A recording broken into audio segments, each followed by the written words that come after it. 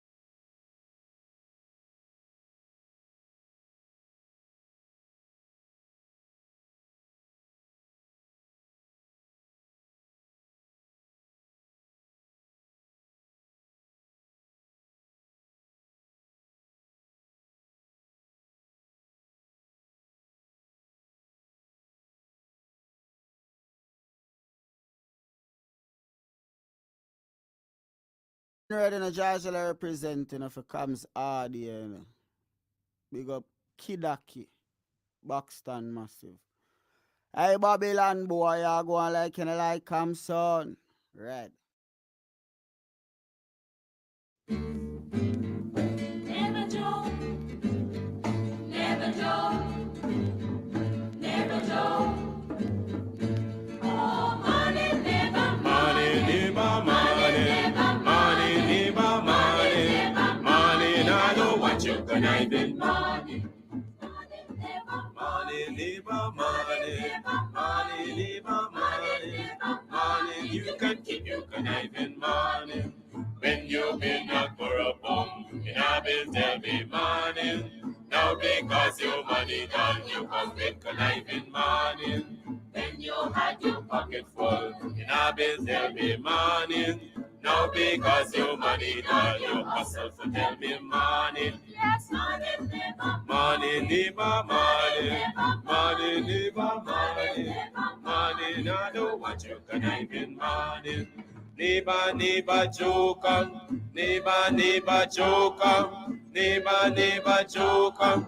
That's all the money that me walk. A 2 pound note and a kill that piece. A 2 pound note and a kill that piece. A 2 pound note and a kill that piece. This is all the money that me walk. I said money never, money. I don't want you conniving money. Oh, Joseph. Guyana and Guyanese, at home and abroad. Tune in to Guyanese Morning Time, hosted by Kadaki Amsterdam, where the sun always shines. Guyanese Morning Time, the people call it Guyanese Morning Time. Rhythm, Guyanese Morning Time. Intelligence and knowledge run the front line. We go again, Guyanese Morning Time. The people call it Guyanese Morning Time. Rhythm, Guyanese Morning Time. Intelligence and knowledge run the front line. We go again. We rise up early morning watching Tom's TV, where wisdom and knowledge, yes, it is the key. Exposing corruptions over land and sea, where the wicked politician they try to trick me. Guyana is a land for everybody, with 6 races should live in harmony. Is one set of people getting aisle money, is one set of people doing the thievery. Guyanese Morning Time, the people calling Guyanese Morning Time. Rhythm, Guyanese Morning Time. Intelligence and knowledge run the front line. We go again, Guyanese Morning Time. The people calling Guyanese Morning Time. Rhythm, Guyanese Morning Time. Intelligence and knowledge run the front line. We go again, this is a program that you all can see. Sharing your views and your integrity.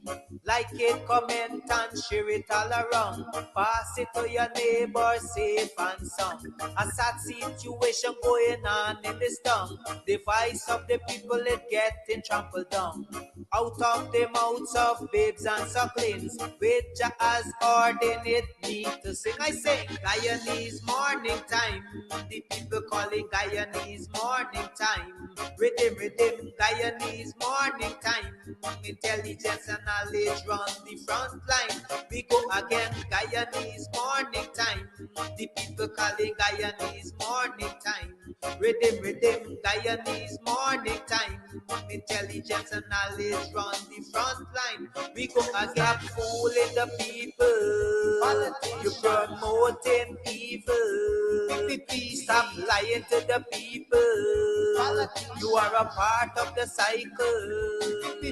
Stop fooling people. You're promoting evil. Stop lying to the people. You are a part of the cycle. I say, Guyanese Morning Time. The people calling Guyanese morning time. Rhythm, rhythm, Guyanese morning time.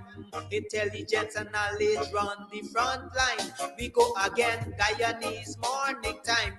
The people calling Guyanese morning time. Rhythm, rhythm, Guyanese morning time. Intelligence and knowledge run the front line. We go again. They got Breakford, Bork and Mark Benchcop. David Hines and Kadaki Amsterdam. Sherrod Duncan, Nigel London. Normal Brown and Gavin Matthews. Big up Paslow, poor people governor. Simona Brooms, Robin Simpson. Hampton Green and Winston Jordan. And yes, we can go right on and on. Guyanese morning time. The people calling Guyanese morning time. Rhythm, rhythm, Guyanese morning time. Intelligence and knowledge run the front line. We go again, Guyanese morning time. The people calling Guyanese morning time. Rhythm, rhythm, Guyanese morning time. Intelligence and knowledge run the front line. We go again. The relatives and friends of young Wyndham Bacchus, they deserve justice. The family, the relatives and friends of our in Boston, they deserve justice. The family, the relatives and friends of Peter Headley, they deserve justice. And so when we say that Guyana is an apartheid state, we have the evidence to show.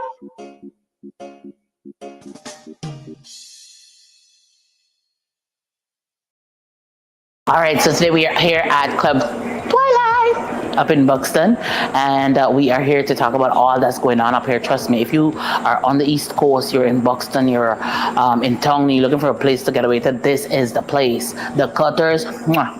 Listen, I'll be having some just now again. We'll talk about that. And then, of course, the ambience is beautiful, fully air conditioned. The decor is on point. The music's on point. Everything's on point.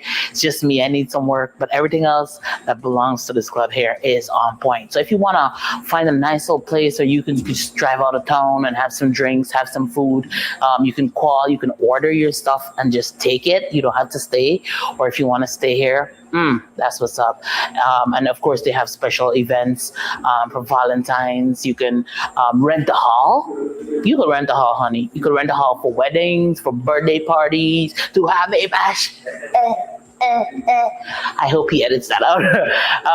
But you know, whatever it is, this is definitely the place to be. So it's on Sideline Dam. You definitely want to ensure that you check this place out. But it's on your to-do list. All right, on your to-do list. This is definitely the place to check out, you know, a really cool, chill spot here in Buxton. I like this. This is, Buxton needed this. We needed this. I needed this. You definitely needed too. Thank you.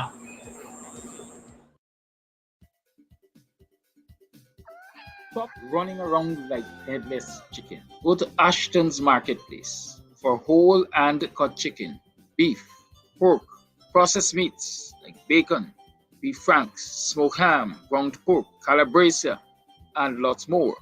Ashton's offers wholesale and retail. Check them out.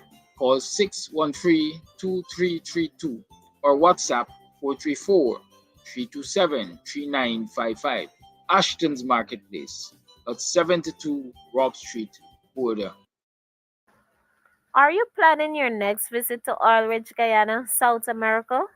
Well, let's accommodate you at Varon's Cheerful Country Manor. With free secured on-premises parking, our beautiful vacation air-conditioned home offers 3 beds, 2 bathrooms, a spacious kitchen, and all modern amenities. Located at Tushen, on the eastern bank of the mighty Essequibo and the western coast of Demerara, Varon's Cheerful Country Manor is just a stone throw from the ocean. Make that reservation now on Airbnb and VRBO.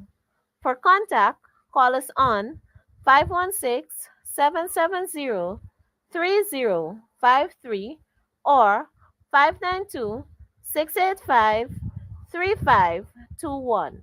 Make Varon's Cheerful Country Manor your home away from home.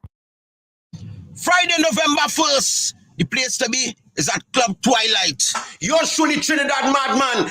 I will be coming to Guyana for the first time, live and alive in living colors, in Buxton at Twilight Sideline Dam for an event called Short Pants and Skirts. So ladies, all they come out in all their numbers. Twilight Sideline Dam in Buxton, East Coast Guyana. Buxton is going to be on a shutdown. So ladies, get all your short pants and skirts. Friday, November 1st, the place to be is at Club Twilight. Comes out your son. You burn this wine when I want you shine. The tree of life, them I want you climb, cause them heart not kind. Comes, I say them heart not kind. Buxton Massive, Kidaki, Red Hat. You can get meat anywhere, but for the best cuts of chicken, beef, pork, mutton, and lots more, check out T&W Harris Butcher Shop located in the East Rheinveld Market Meat Section. Call us on 609-7168, 641-4494. Ask for Rastaman. T&W Harris Butcher Shop for the best in fresh cut meats and lots more.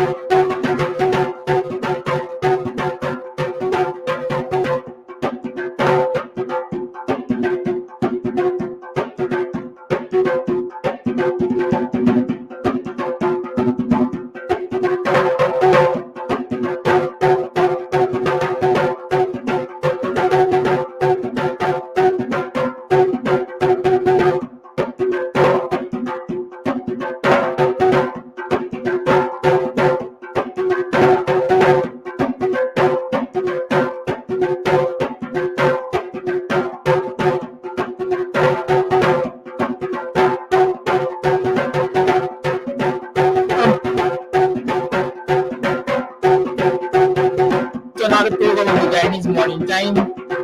I am your host, Kidaki Amsterdam.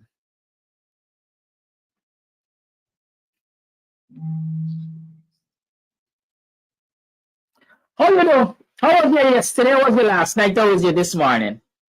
How you passed your night last night? You slept through the night. Are you well rested? What about yesterday? What were you able to achieve yesterday? Were you able to achieve any of those smart goals that you set? Did you manage to make some money? Money that is, as we say, real money. Money that didn't go from hand to mouth. Were you able to make some savings from your earnings yesterday? Talk to me. Because we have to save some amount, We have to save if we're going to be able to capitalize our dreams. And many of our dreams are capital intensive, like owning our own home, buying a motor vehicle, investing in a business, sending our children for tertiary education, both local and overseas. Those are heavy, those are dreams that call for heavy capital investment. And so we have to earn enough to be able to save enough so that we can make those dreams a reality as time goes by. Have you been able to do that? Any of that yesterday? You saved even $1? Did you even earn enough that you could save from? Or was from hand to mouth? As you earned it, you spent it to put food on the table for your family. I know that is the plight of many Guyanese. Many Guyanese, that's the plight. especially single parents, teenage single parents, teenage mothers and teenage fathers, and sibling-headed households and so on. I know that they're seriously challenged because, especially when it comes to the teen, when you end up with teen pregnancy, who suffers the most? In most instances, the female. She's expected to drop out of school and she has to take care of the child. And if her family or parents and so are angry with her,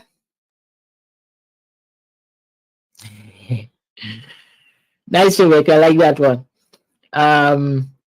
If her parents are angry with her, then obviously she gets ostracized and she has to fend for herself. Instances the boy is remaining at school, or if he was not at school in the first place, he's still living his married life and she got to go through this strugglation.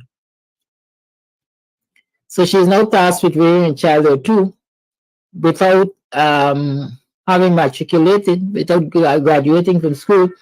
And so chances of employment, or gaining employment that will allow her to earn the highest possible income are far reduced.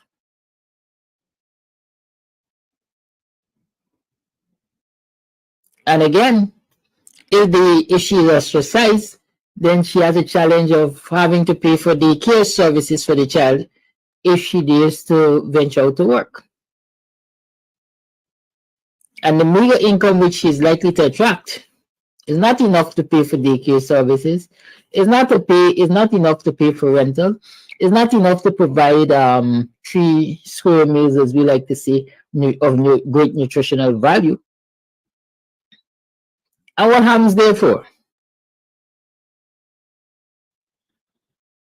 In most instances, she got to go there and look for another man.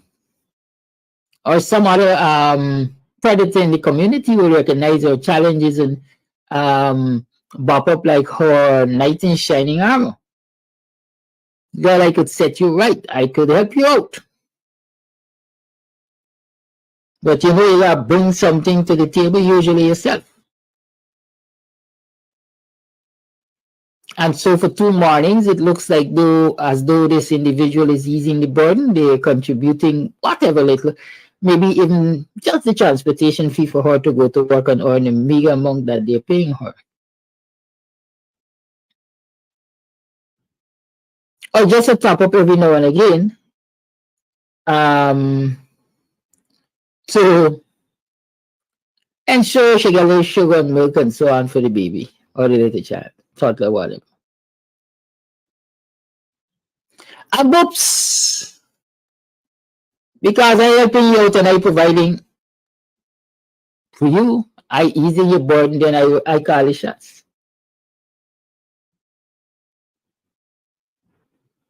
Right? I call in the shots and say, get me with the rubber thing I want skin to skin. But up's pregnant. So she now got 2 children for 2 fathers. And so who might decide, by this is stress me, they will provide for 2 children, especially one that is not my own. Beat out. The wheels starts turning again.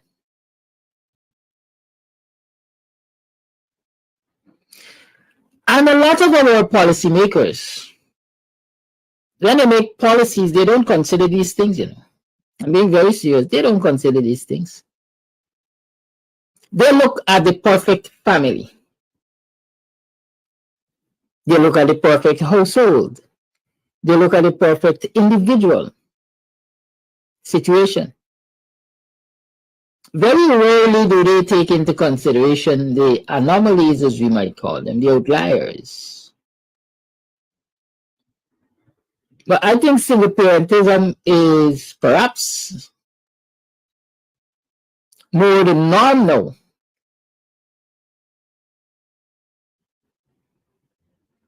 And so maybe when we're making policies, we have to put right at the top of our list there. Single parents. And build our policies from there outward. as against the perfect household and built from the outward. I'm being very serious. Some people might think I'm facetious, but I think in this society, I mean, the census figures are still not released, so you really don't know. But when you look around your communities, the number of single parents you see compared to the number of, let's say, married couples, common law relation couples, you want to think that single parentism is dominant in the Guyanese community. And so why our policies are not including them? Teen parents under 16, under 17, well, under 18, definitely parents. We have a proliferation of them. They're all over the place. But why our policies are not considering them? I will tell you that under Nicolette Henry as Minister of Education and the APNU in government, there was what I am referring to as the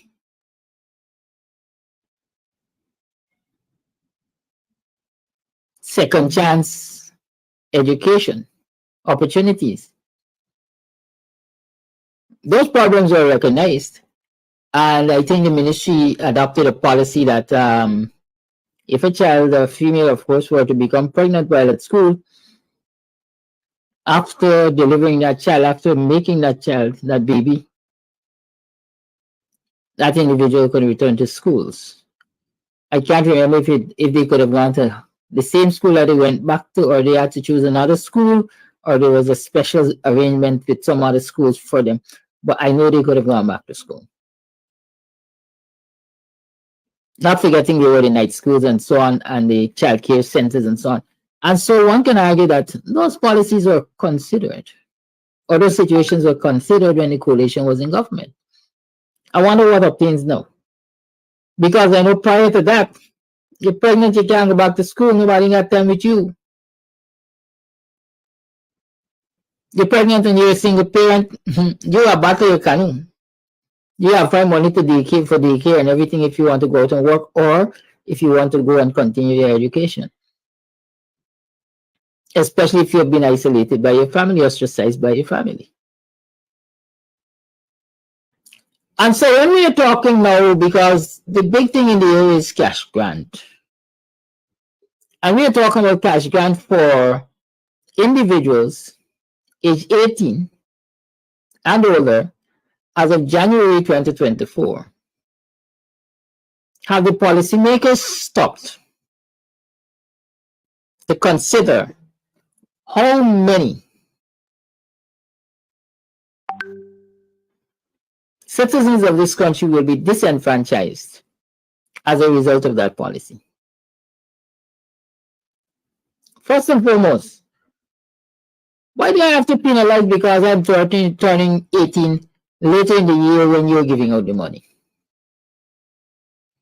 As a matter of fact, and this is where policy and considerations come into play, and it's necessary to go through processes to arrive at policies. When is this money going to be given out? We don't know. We are hearing 5 years down the line. Who's this person calling? What are they calling for now? We are hearing 5 years down the line. I mean 5 months down the line. 5 months down the line is past December 2024.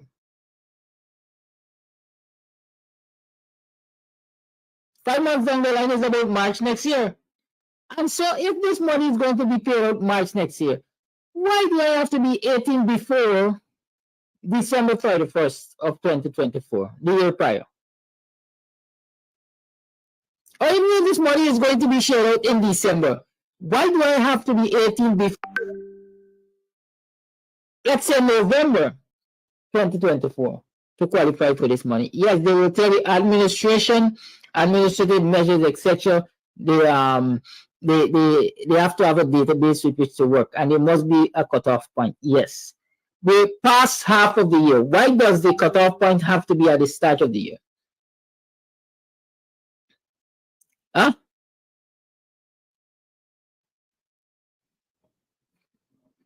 Talk to me.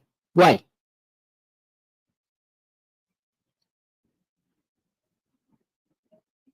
It's a poorly thought out position, in my mind. It would appear as though it's a position to penalize people for what I can call it growth. I mean nature, because when you're born, you're born. But come to think of it, if we're saying that this thing is going to be rolled out in another 3 to 4 or 5 months, why do I have to be 18 at the start of the year?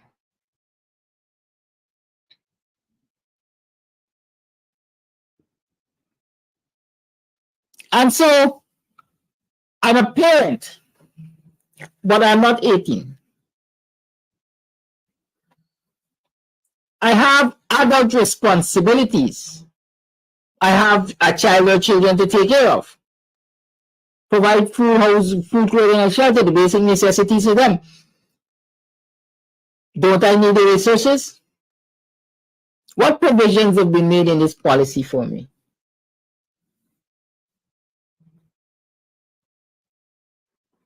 Huh? Talk to me. What provisions have been made in this policy for me and my children? Are they not Guyanese? But Mr. John will say no policy can be all inclusive. But I will argue that a policy can be as inclusive as possible. As inclusive as possible. So why aren't we catering for single parents who are not 18? Why are we not saying you must be 18 by the end of the year? Why don't we say that every citizen, every resident citizen will get this cash grant? And let me talk about resident citizen getting this cash grant. If we want to take, I mean, there would be a call for feasibility studies and so on when the Buxton proposal was first mentioned. And if we had done those feasibility studies, a lot of these decisions would have been guided by those feasibility studies. Is it possible? In fact, I think it was St. Lucia or St. Vincent last year that gave cash grant to its citizens.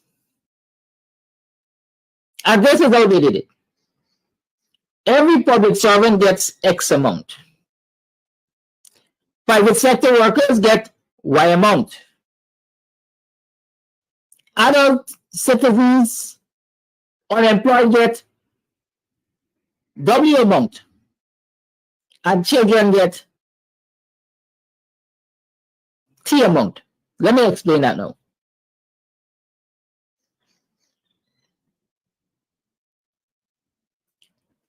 Okay, so I'm told that I'm loud, but my voice is not clear.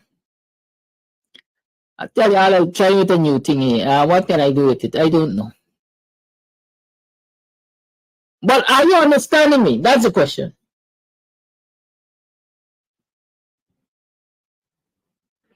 Can you understand me?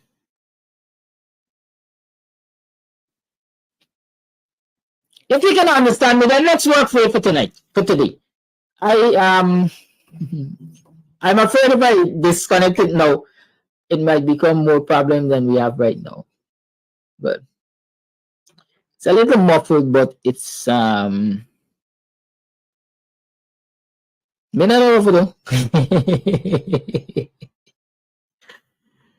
right, we're talking. Let's continue to talk. Yes, if those feasibility studies were conducted, we could have been guided. And for me, every citizen can benefit from this cash grant. Let me explain how. Newborns, toddlers, school-aged children get an early savers bank book. Regardless of what name you want to call it, that's up to you. But they get a start. in life. The Guyanese, these monies are coming from the natural resources. They get a start. Do we give them $25,000 each? Do we give them $10,000 each? Do we give them $50,000 each? Feasibility studies and pilot studies and so on can determine how much they get.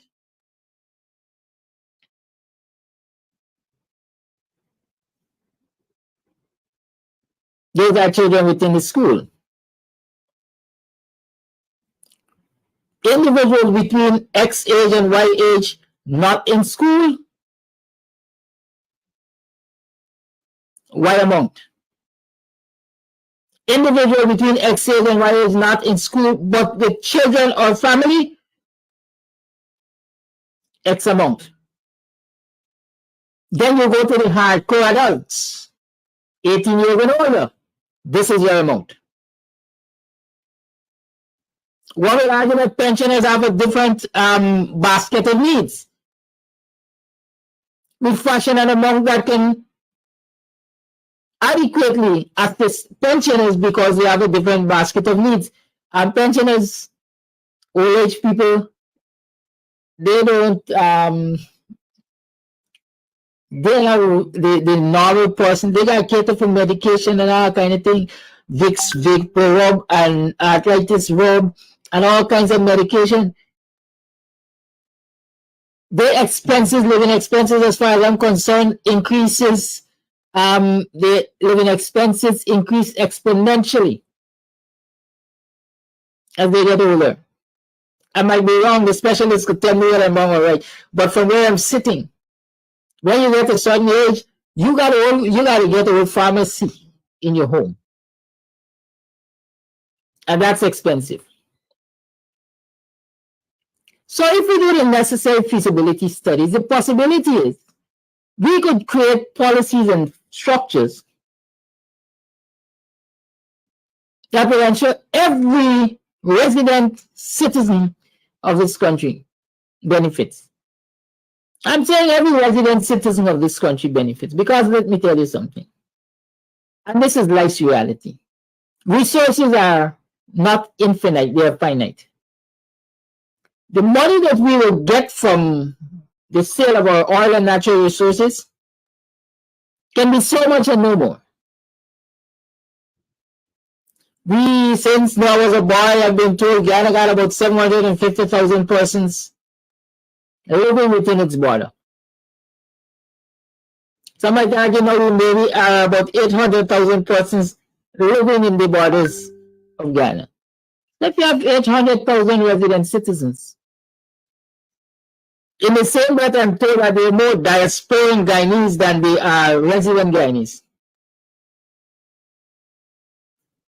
If the argument now is that the resources do not permit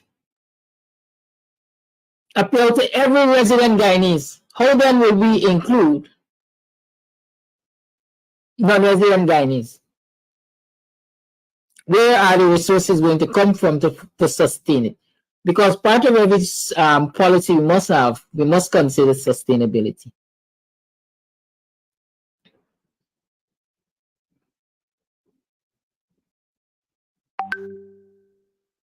Are we entitled simply because we are Guyanese, or we are entitled because we are Guyanese who live in Ghana?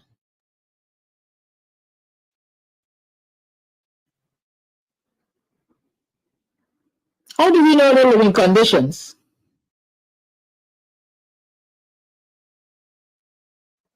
Right? How do we assess, for example, if we're saying this pill that we're talking about right now is the easy cost of living burden of Guyanese living within Ghana, and people are talking now about including overseas-based Guyanese, how do you assess their burden when it comes to cost of living? I'm asking. How do we do that? And so when we are formulating policy,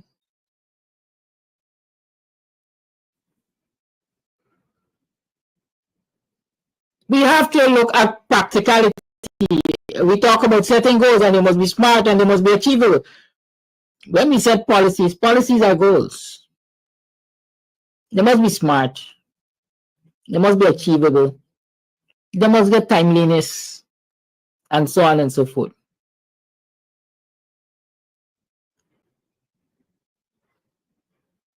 So is it a three-card trick?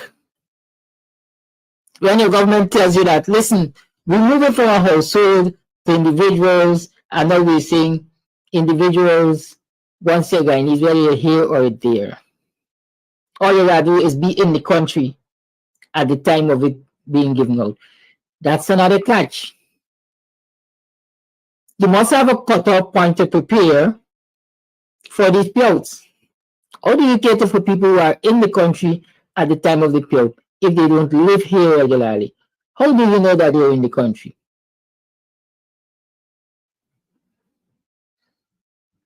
How do you know how many of them you have to cater for?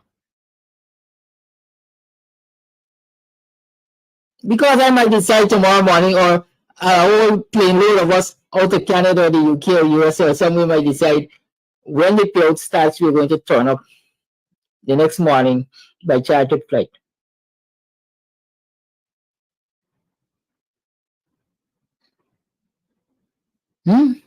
How? And so when 100,000, a million of us come from overseas on the morning of the payout, how do you get the resources to pay for us? You pay us. You didn't cater for that. So stop putting wool over our eyes.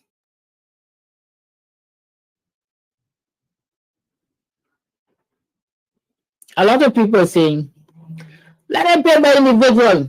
We're going to get to find out how much others they really got in the country. You actually believe that? The PPP pads everything.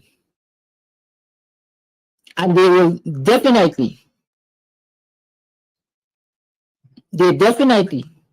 will be padding the list of people that they're paying this money to. I guarantee you. When they were paying out the COVID grant, I see some of the people who are walking with bags of money, showing they got SUVs now and they repair their houses and they build bigger houses and so on.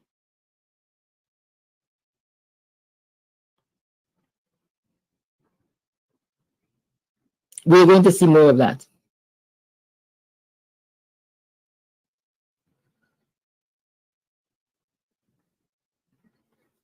Beautiful point you made, Wayne. Beautiful point. Overseas remittances have been sustaining Guyanese since I was a boy. And so if the government is now giving cash grant, especially an adequate cash grant to Guyanese, then it reduces the burden of remitting money on our overseas residents, on our diaspora Guyanese. So if I had to remit $500 a year to ease the cost of living burden on my relatives, and the government steps in and is giving that $500, so long as it's adequate, naturally, I should be able to use that $500 to do something else. And so that's a plus. But imagine again if all of those overseas-based Guyanese, the diaspora Guyanese, listen to this government and they come to collect their share. The pie becomes smaller. There's less to go to the resident Guyanese. Cost of living still kicking hell. Many of you might have to remit 4 and 5 times what you collected.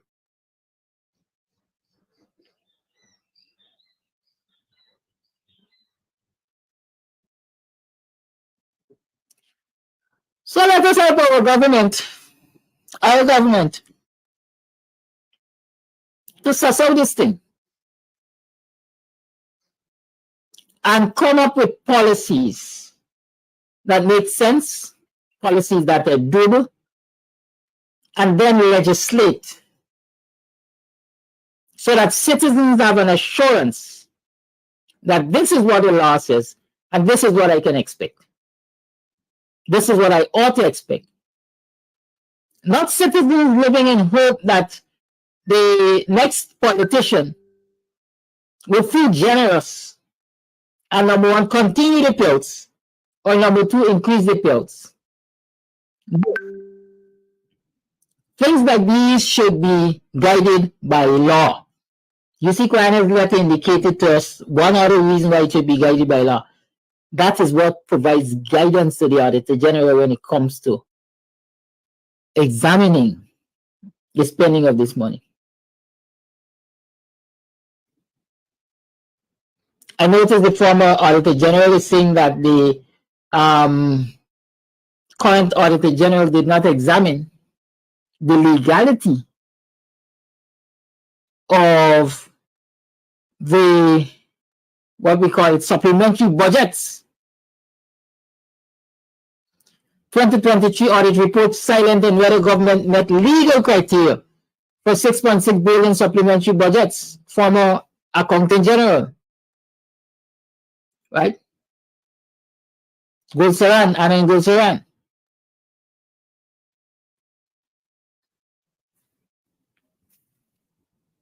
So without the legislation, without the proper guidance, without the Hansard, a record of the discourses that took place in Parliament surrounding these things, how does the Attorney General pronounce on them when it comes to the time for him to do his work?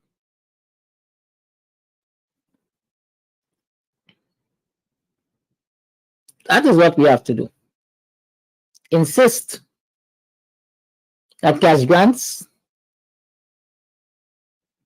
be formulated into proper policies and legislated.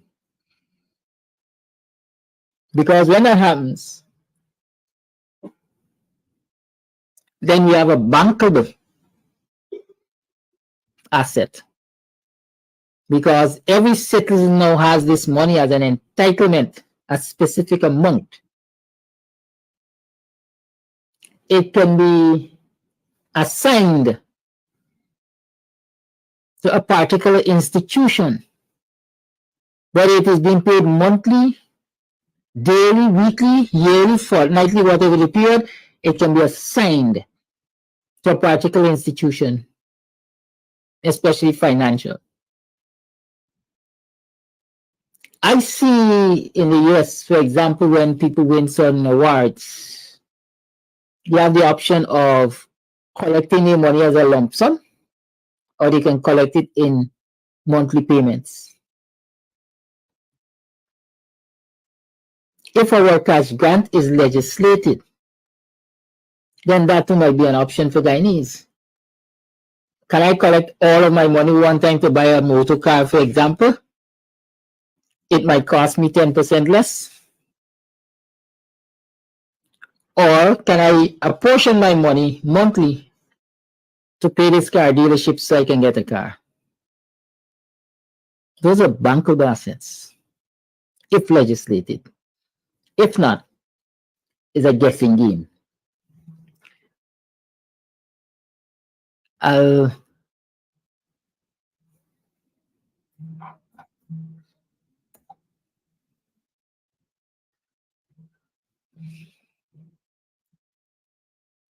If that is not what is happening,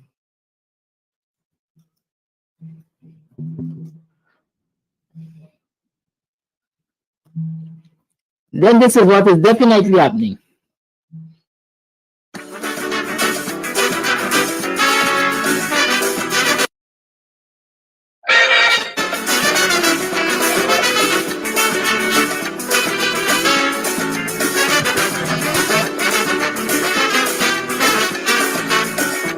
I hear the building a new flyover down by Uriah Butler, and I'm feeling something. Oh yeah, election coming. I hear the building a super highway straight to Maracas Bay, and I'm feeling something.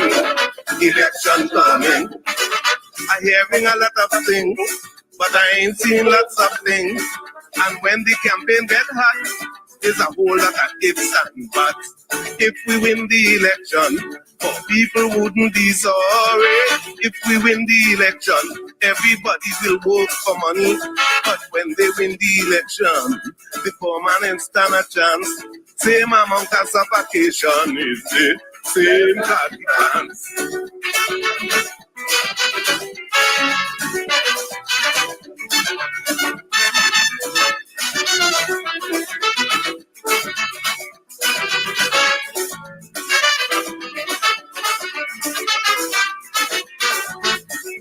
A fella told me a little secret.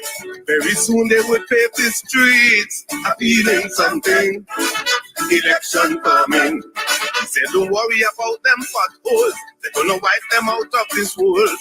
I'm feeling something. Election coming. There will be plenty sweet talking tongue when the campaigners comes around. But if your part don't confuse your head, promises can't put butter in your bread. If we win the election, poor people wouldn't be sorry. If we win the election, everybody will work for money. But when they win the election, the poor man ain't stand a chance. Same amount of frustration is the same consequence.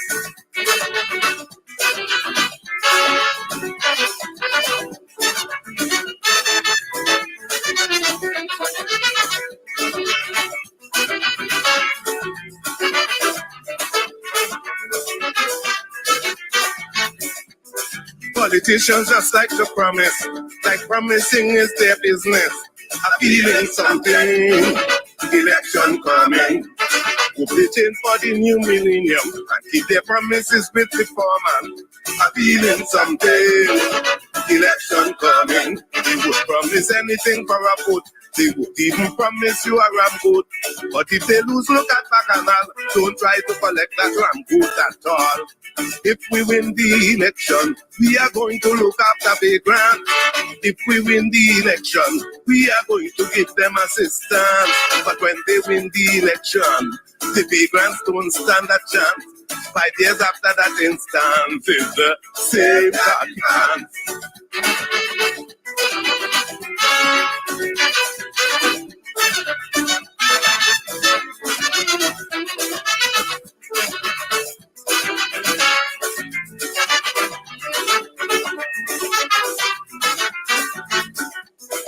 You got to support your party. You got to vote because this is your country. I'm feeling something. Election coming. Got to make sure that you register.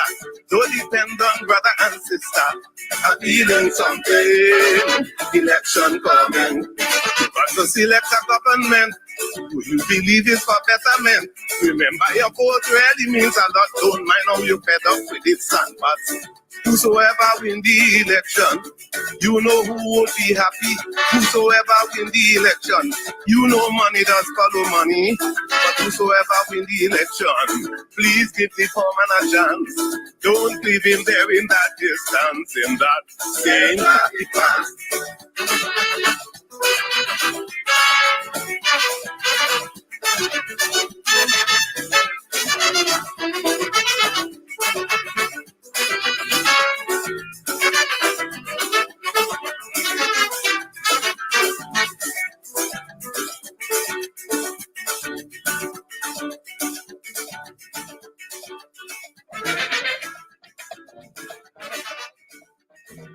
All cash transfers are guided by legislation,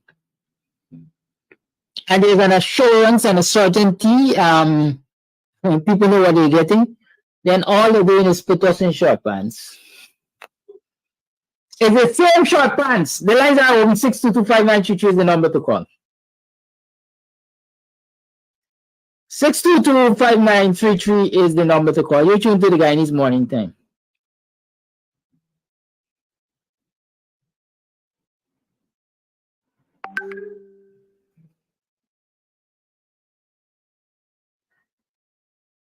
Caller, you live. Yes, good morning, Mr. Amsterdam. What happened there? Caller, you on? Hello, Mr. Amsterdam? Yes, you're on, caller. Yes, good morning, Mr. Amsterdam, once again, and good morning, everyone in the Guyanese diaspora, and good morning to all Guyanese. With regards to cash grants,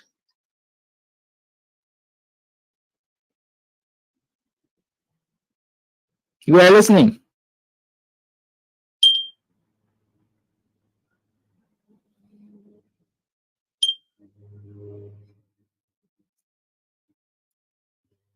Is something wrong with Coffee's phone?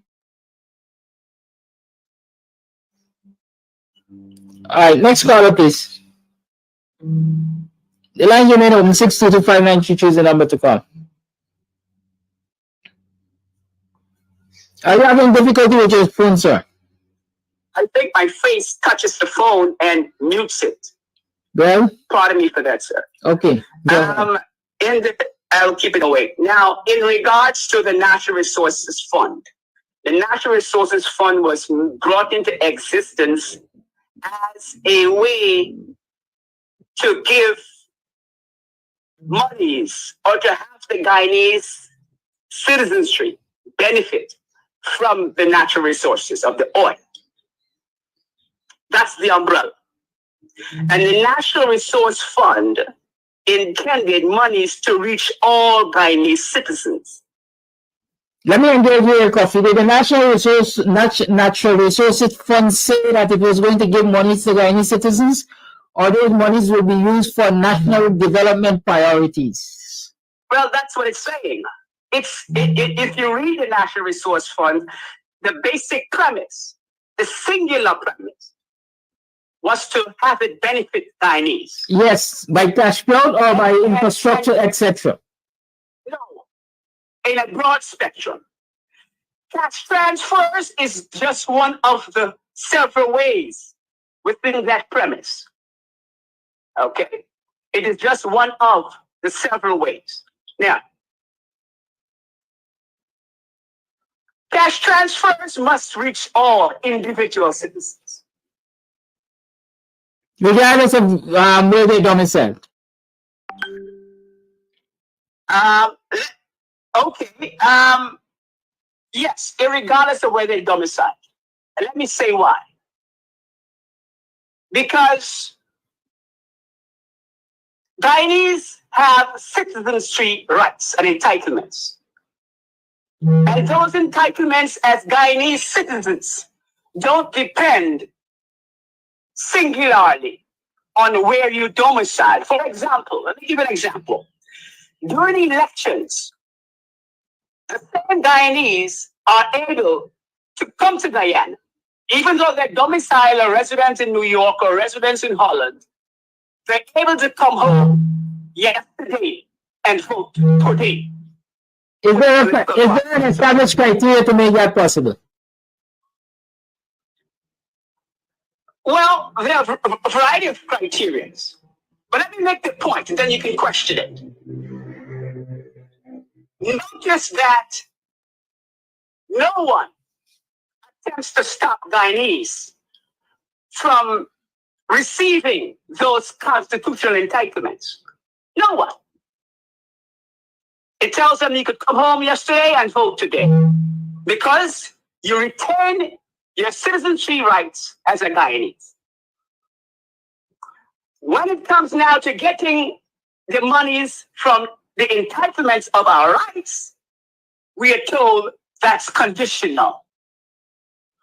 My contention is that citizenry rights, that's my premise, citizenry rights ought not be conditional because we can't be a Guyanese today for some reasons and not be a Guyanese tomorrow for other reasons.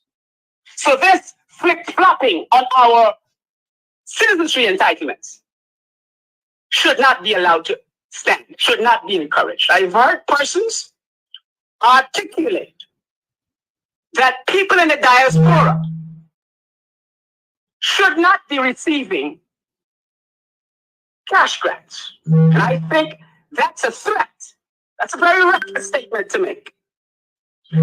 Because you are treading on the citizenship rights, which don't belong to no single individual advocating. That belongs to Parliament. And I think the Constitution would not allow bedrock entitlements of citizenship to be trampled on whimsically, as it's been suggested. Diaspora citizens must receive everything citizens receive. Citizenship does not depend, and rights of citizenship does not depend on cash grabs. It depends on what the Constitution says. Equal protection for all means the law must apply equally and equitably to all, irregardless. And that's why you see, you could fly home yesterday and vote today, because the Constitution is there to protect all equally. And we dare not trample on the rights of Guyanese to come home and vote. Hence, I say we dare not entertain the thought of disqualifying Guyanese, no matter where we live. I will not stand for that.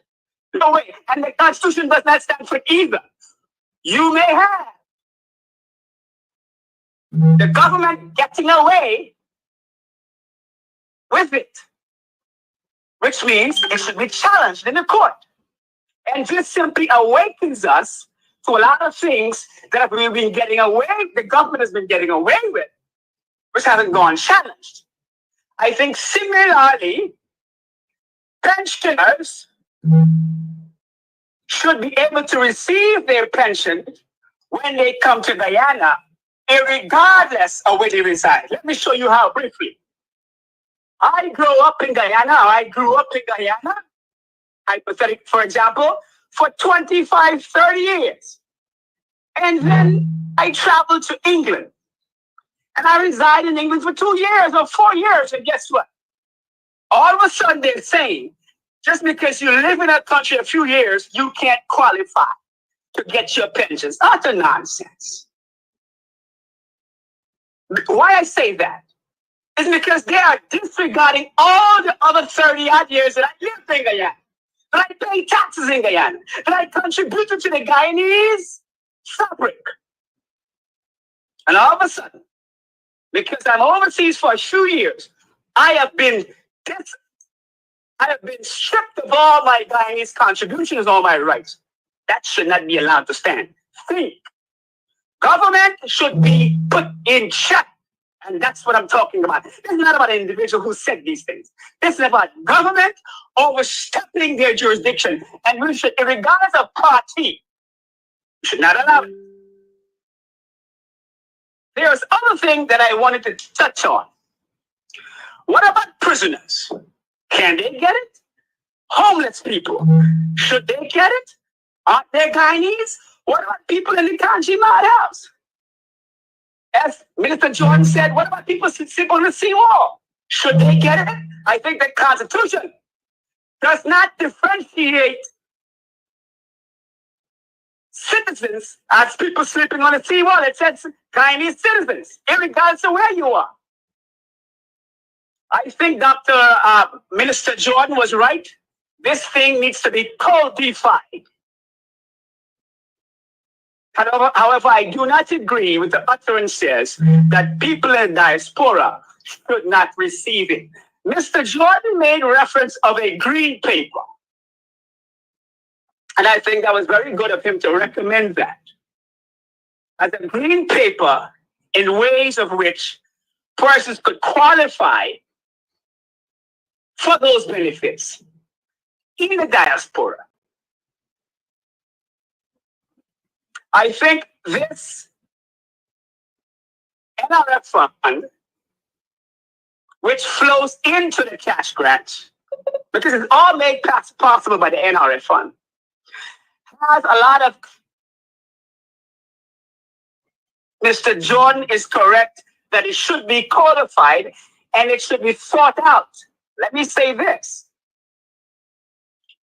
While we seek to calculate the mathematics of feasibility of whether or not 300,000 persons could receive $200,000 we should also calculate the constitutional feasibility of this cash grant. We should calculate that. Because it doesn't make sense of us attempting to calculate it based upon the mathematics only. And we aren't calculating the constitutionality of it. Equal protection across the board. Equal protection across the board. Once again, Mr. Amsterdam, thank you for giving me the opportunity to touch on these matters as it applies to the constitutionality of this cash transfer. Thank you so much. Now, I like to ask him a face when I talk about certain things. Without malice, nor favor, nor ill will, nor whatever. Let me say this. With rights come responsibilities. And so the question arises, what are the responsibilities of Guyanese? With regard to the rights that they have. I think if the word domicility, wherever you live, must be taken into consideration when policies are being made. I hear people talking about an American is an American wherever an American goes. If they make children outside of America, once they're Americans, they're determined to be Americans too. What are the responsibilities of those citizens, American citizens, wherever they go? Are they required to pay taxes to the American government? I believe so. Whether they live in America or outside of America, do they have a taxation requirement to fulfill? What if they don't? Guyanese who live outside of Ghana, do they have a responsibility for taxes? What if they don't?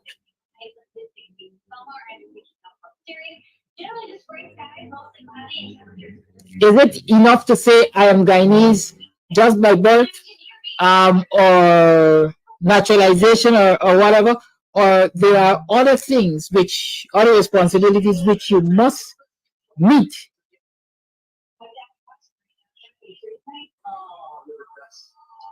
in order to get those other rights. For example, Coffee talks about coming home today and voting tomorrow. There's a responsibility there. You have to ensure that your name is on the voters list.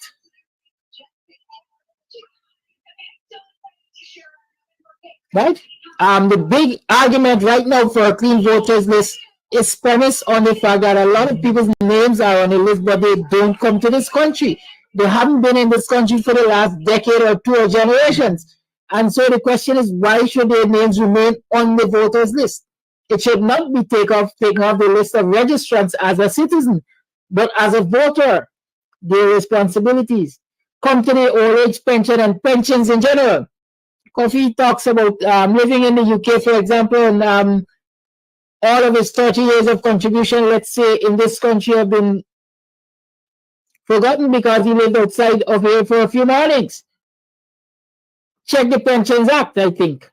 And it has a residency requirement. You must live in this country for X number of months, perhaps 30 months, prior to you attaining the age of pension, prior to you attaining the pension every age.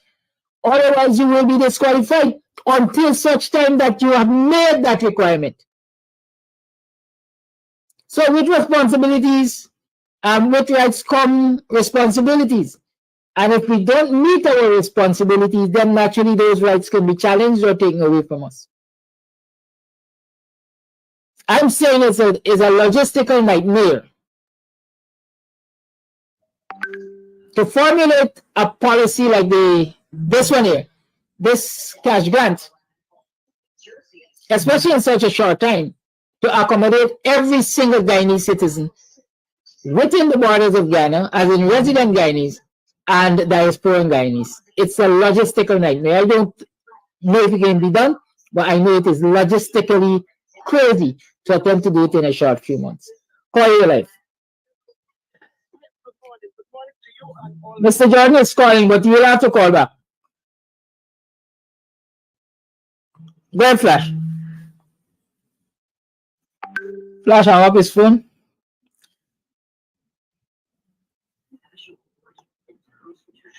Caller, you're on. Caller, you're on. Yes, you are on. Good morning to you and all my black brothers and sisters in Guyana. Wow, Flash Garden say it is a bombshell Jack Dio drop about this morning to keep you guys focused and talking and explain and forget how to do it. From since this bombshell drop, no one has been mentioned anymore about the coalition. No one is not even preparing themselves that if Jack call election February, March, or April to get these supporters ready with all means so we could see the back of the PPP them out. And you stand for that. I'm going to ask a question this morning and answer it myself. Why there are no coalition? I'm not focused on one-shot deal on the $1,000. Let me focus for 20 more years.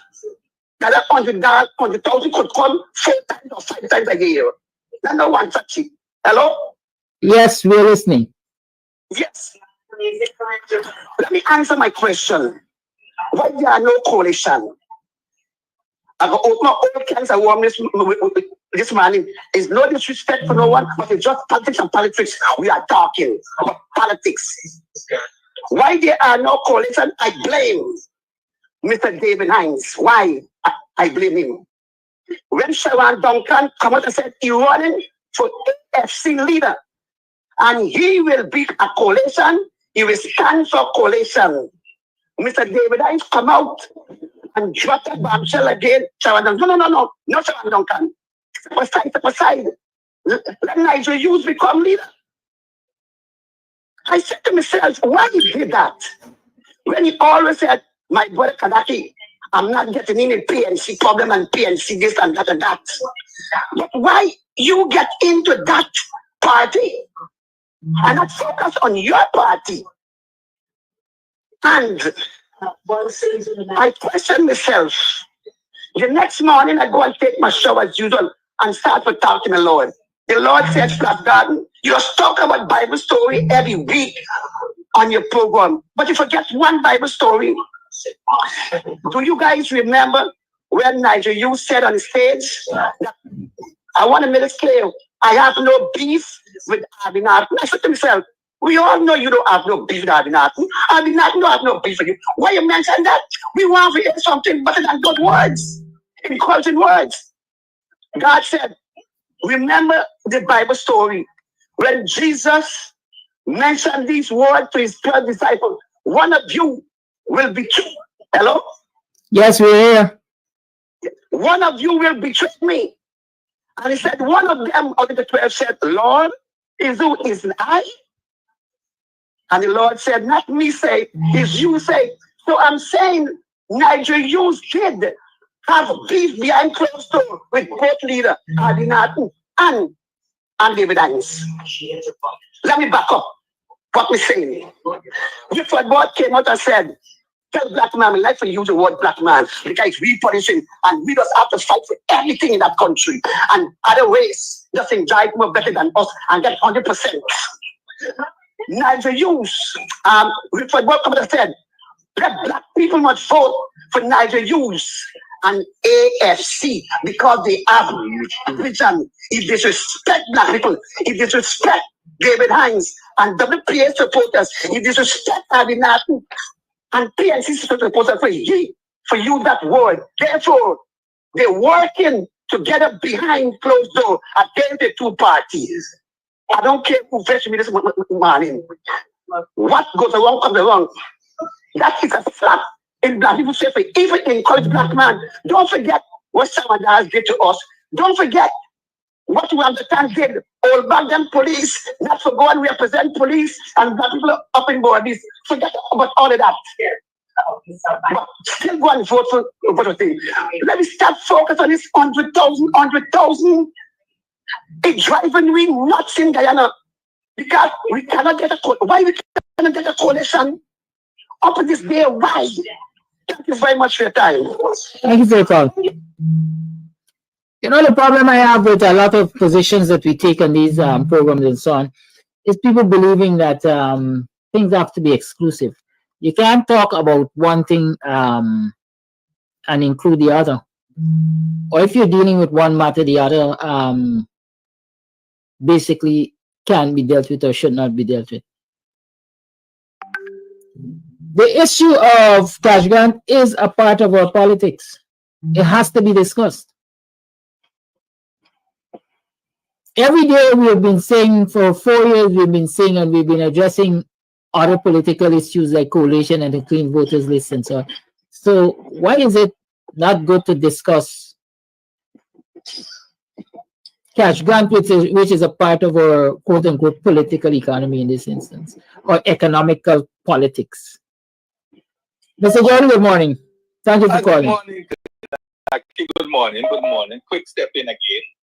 Of course, my compliments to you for your continued discourse on the cash transfer, especially how you have been able to flesh it out this morning even more.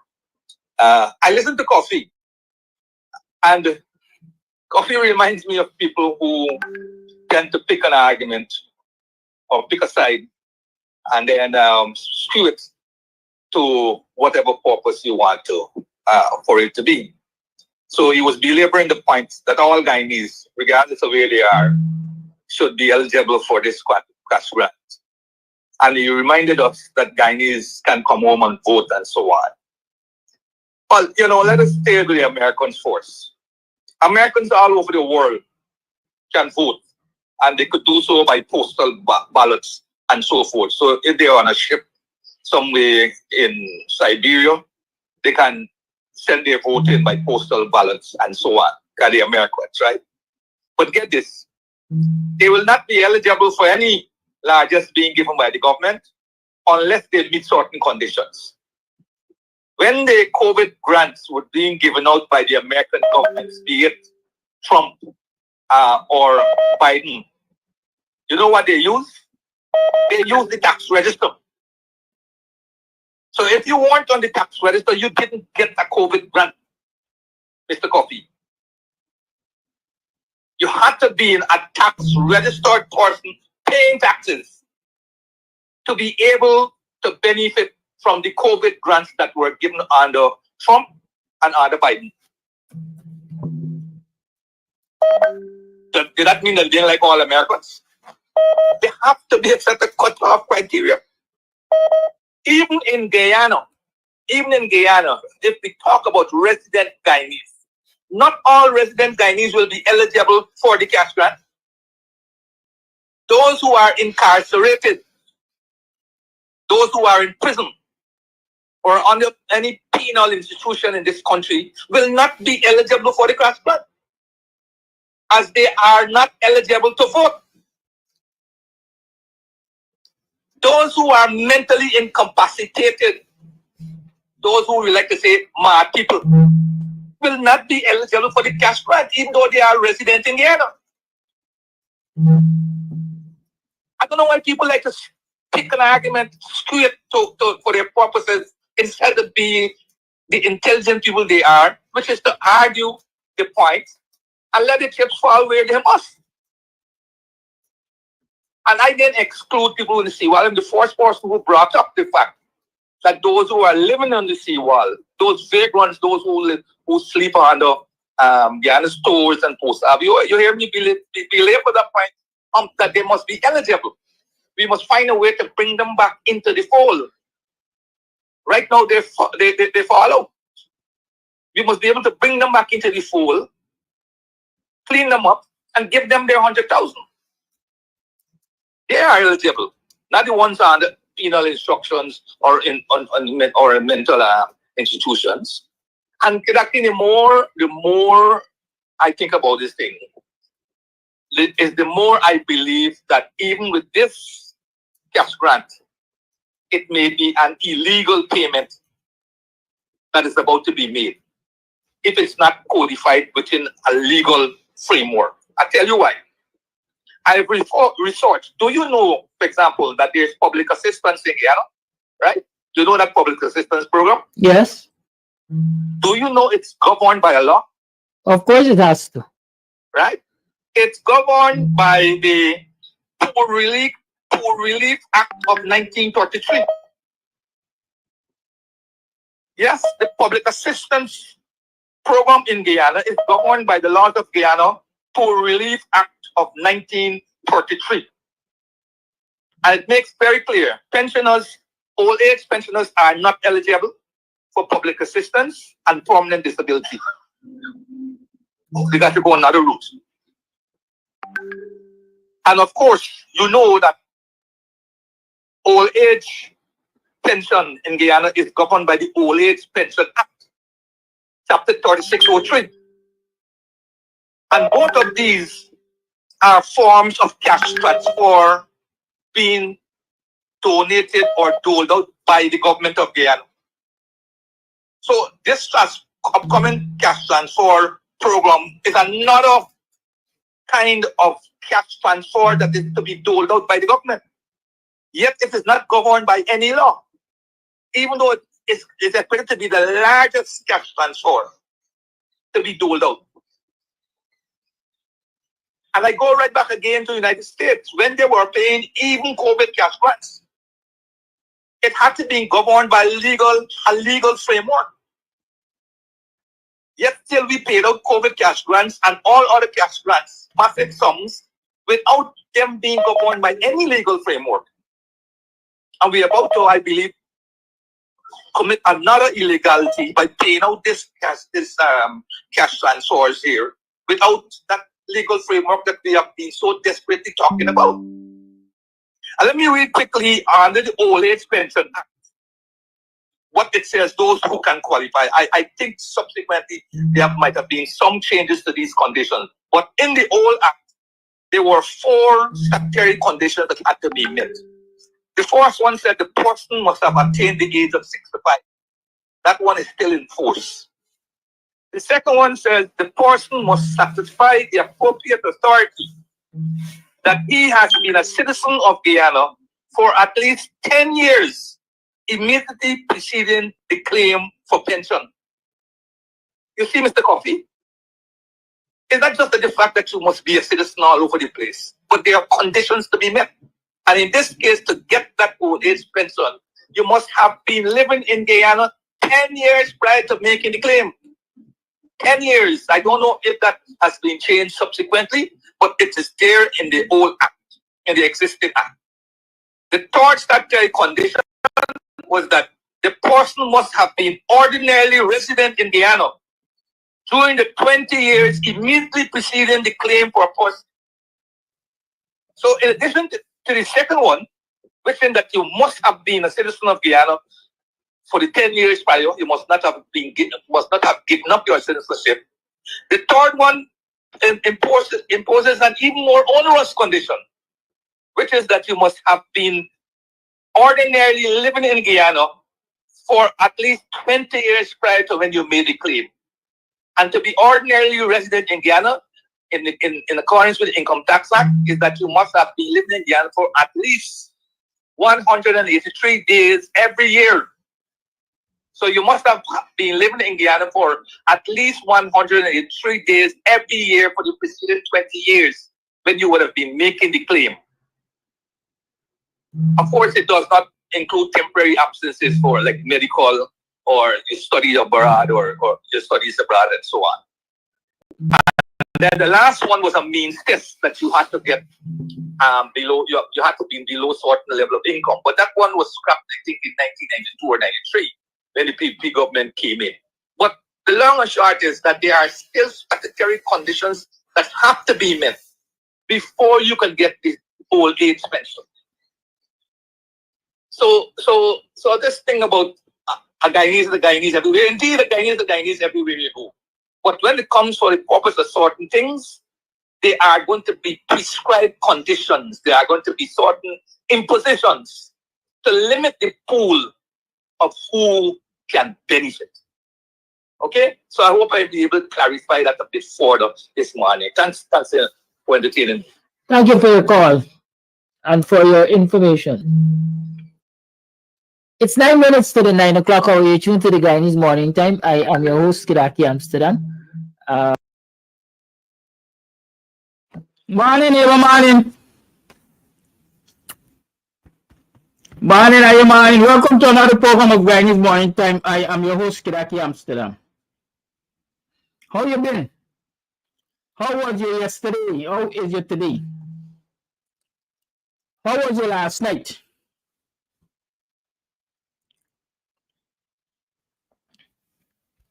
What happened to you yesterday that gave you hope?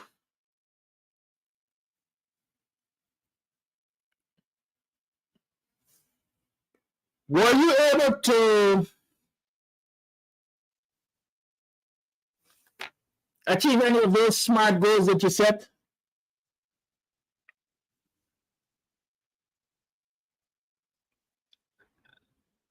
Do you believe that you were adequately compensated for your labor? Did you receive value for your labor? Or your time?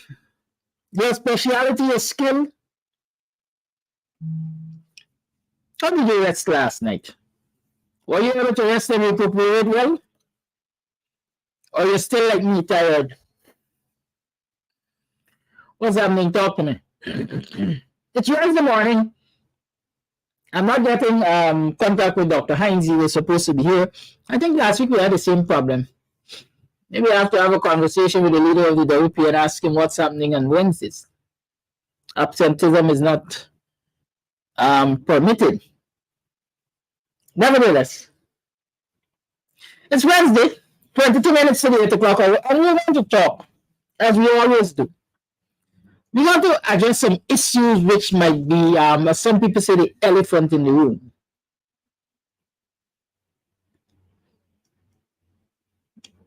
And some of those issues stem from yesterday's program with Mr. Jordan. They said people who have been inboxing me and one man sent me 56 minutes or 50 minutes voice note. I don't know why y'all think y'all could be so, in my mind, unreasonable with your time or my time. How do I listen to a 56 minutes voice note after doing a program for 3 hours? I'm just asking. You mean to tell me you couldn't be more concise in whatever you wanted to ask or say? Come on, man. Some of y'all need to grow up. Yeah. I gave 3 hours in the morning on this program. And then I have things to do that will provide for me and my family. That doesn't mean that nobody can call me or message me or ask me for advice or ask for guidance or raise an issue. But of course, you have to be considerate. That is a watchword, consideration. Good. Anyways, we're talking. A lot of what Mr. Jordan said, and a lot of what people are crying over in terms of who is a citizen and criteria for benefiting from certain quote-unquote facilities, financial facilities of the state,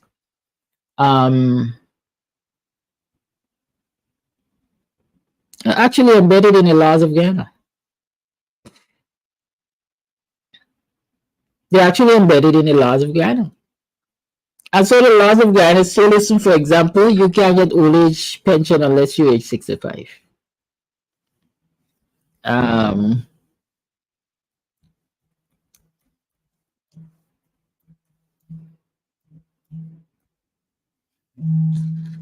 Right?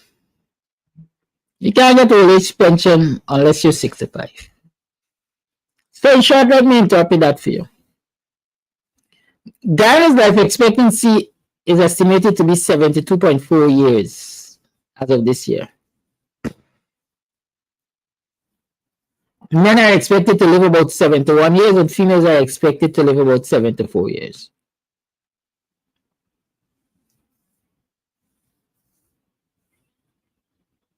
You understand that? So the laws of Ghana says, look, the state is prepared to mind you, loose water through old age pensions for about 10 years, approximately 10 years. Do you find that to be reasonable? If you look at the life expectancy is how long, how old people are likely to get before they die in a particular country. And so the average is 72 years, 73 years, thereabout.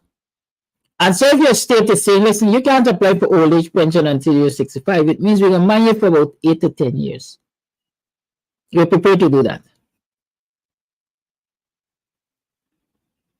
Is that adequate? That's a question I want to ask. But again, I want to ask the question, this is an average, quite frankly, life expectancy. What percentage of Guyanese are living really and truly to 72 years? Huh? And so when I ask that question,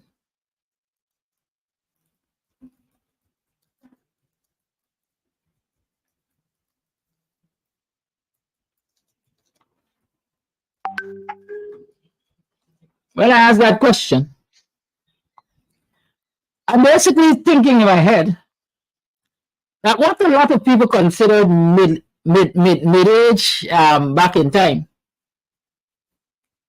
is old age now. I do not believe, I mean, the indications are saying 72, 73 years. But from where I sit and where I look and where you look at the news and so on, as the old people like to say, young lives are falling, and they fall a whole lot.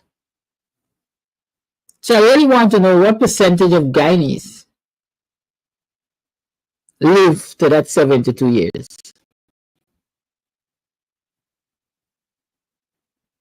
More people are dying in their 50s, and more people are dying in their 60s. That's what I'm thinking. And I can tell you, for example, that the leading cause of death for Guyanese is heart attack. Heart attack. That is followed by stroke, they say. And then diabetes DM, diabetes mellitus. Right. Kidney disease accounts for about a quarter of the deaths of Guyanese. Remember I mentioned last week the risk at which Guyanese are placed at because of the high pesticide content in the rice that they consume.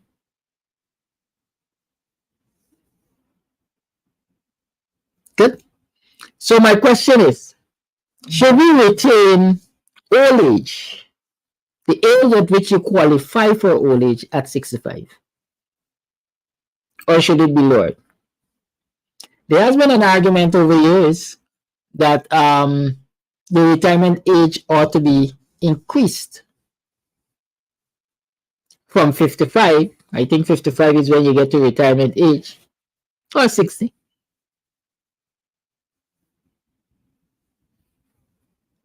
Right? You retire at 55, you get NIS pension at 60, I think, and you get old age at 65. Queen is asking a very decent question. What happens between retirement at 55 and pension at 65? I'll tell you what happens. Most of our retirees return to work. That is why we have all of these extensions. That is why HINDS is still there, because if HINDS were to retire at 55, then what would he have done for the rest of the years? I think HINDS is a man of means, and so HINDS could have gone into private practice, some business or something. But of course, sitting as the man in charge of the Guyana Police Force has a lot more perks than business. I mean, that's some form of business that goes on at the Guyana Police Force. So Why leave this lucrative business where I have to invest little or nothing to go and trudge along every day in a business that I have to invest in? But what happens between 55 and 65? If you look around, you find a lot of retirees return on a contractual basis to their place of work. You also find a lot of public servants turn to security guard work, security officers. Very few of them own private practices. And so it's a pertinent question. What happens when you retire at 55, especially given the fact you're a public servant, and it's highly likely that you have a proper, you have a solid bank account, because the public service salary doesn't permit you to have a solid bank account unless you're on the tick. So are you expected to take care of yourself between 55 and 65? Or even, let's say, between 55 and 60 when you will get NIS pensions. And when you get NIS pensions at 60, it is woefully inadequate. So what really happens between that time? I think it's that stress and strain that causes Guyanese to not live to that 72 years life expectancy. I'd like a social scientist to come and tell me that, Mr. Amsterdam, you're wrong. Our elders are living to that 72 years. Just the other day, we had a shocking box, and a young man, my information says he perhaps is not 40 yet. He died of a heart attack, according to people. I'm not sure. But every time you look at the death announcement, people are dying in their 50s. Some of them are not even making retirement age. So shouldn't we lower the age at which you can get your pension, old age or NIS, so that you can enjoy it in your living years? Or the system is so set that, as little as possible, it must be out. And so we also go to the Pro-Relief Act. That act was birthed in 1933. How many years from now is 1933? 33 and 67 will give us 20 plus 24. 67, 24 is one. That sounds like a lot of years, about 91.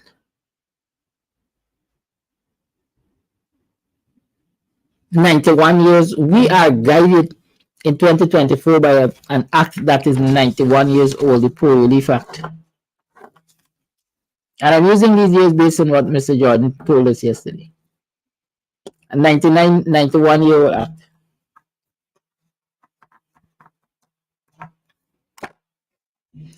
If we were to go through our constitution, we're going to find that a lot of the laws by which we are governed are dated, antiquated, outdated, din a day.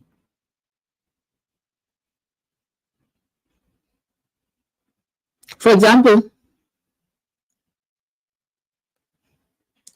if you were to look at, let's say, the City Council Act, whatever local government act,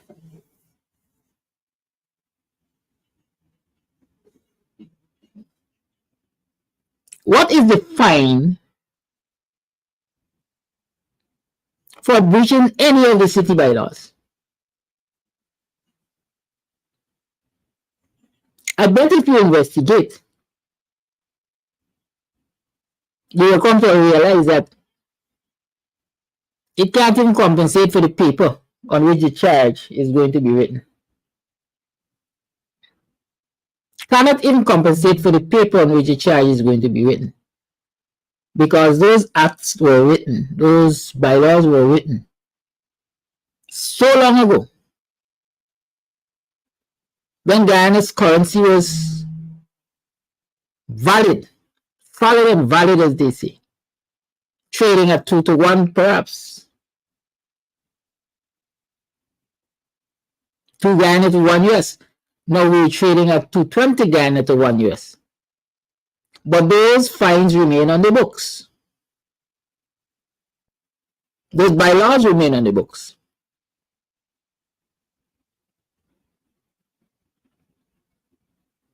Look at the speed limits on our roads.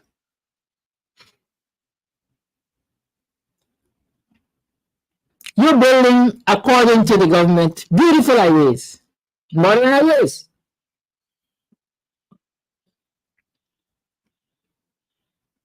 But on a modern highway, 2 lanes going in one direction. A driver is not permitted to go faster than 50 kilometers per hour.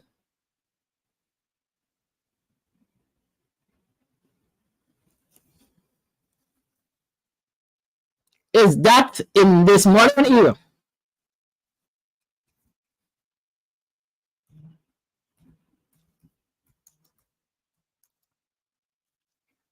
In this modern era, 21 miles per hour you expected to drive.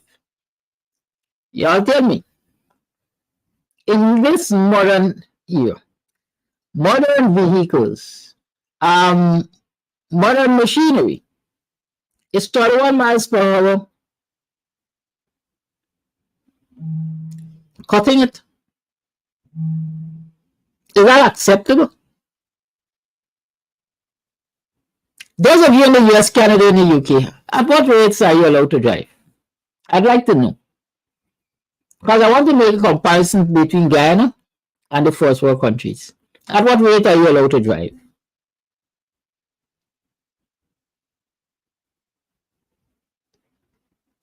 I consistently argue that the speed limits at which motorists are expected to operate in this society are speed limits that were determined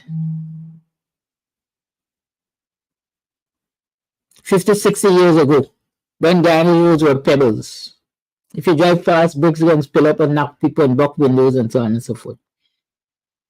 Too much dust in the atmosphere.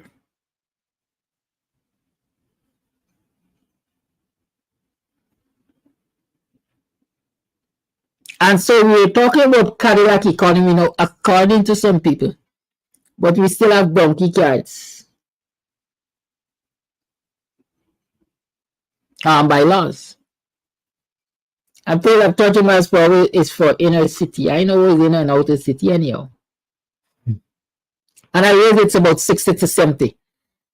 Well, highways in Guyana, you can't go past 50. Am I right? Or is it 80? I can't remember. But anyhow,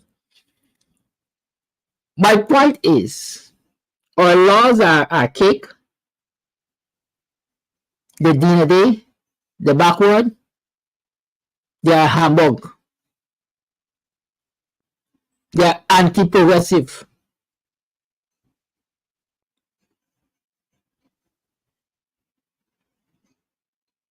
And so even as we were talking about modernizing Guyana, we have to also talk about modernizing our laws. For quite a while, people have been talking about constitutional reform, but guess what they talk about constitutional reform about?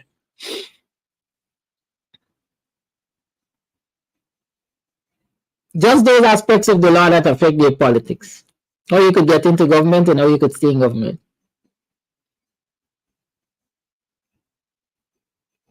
But is that all?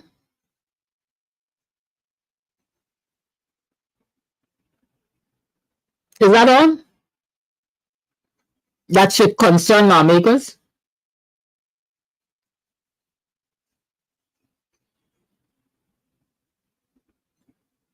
I think the time has come for us to really examine our laws and bring them up to speed, make them comparable to even our Caribbean neighbors.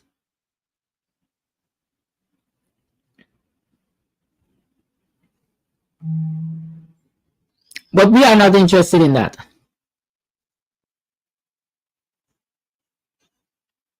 Our interest is more about political control, nothing else. And so those are the only laws we, most times, there'll be an arches raising another issue there.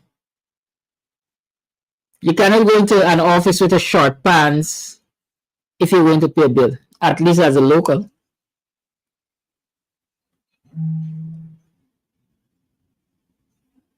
Do they still stick to that thing about not going into buildings? Men should not wear hats in buildings? Check all of those rules and you're going to realize that is slave rules or post-slave rules. They were meant to keep the little black boy and the indentured servants in their place.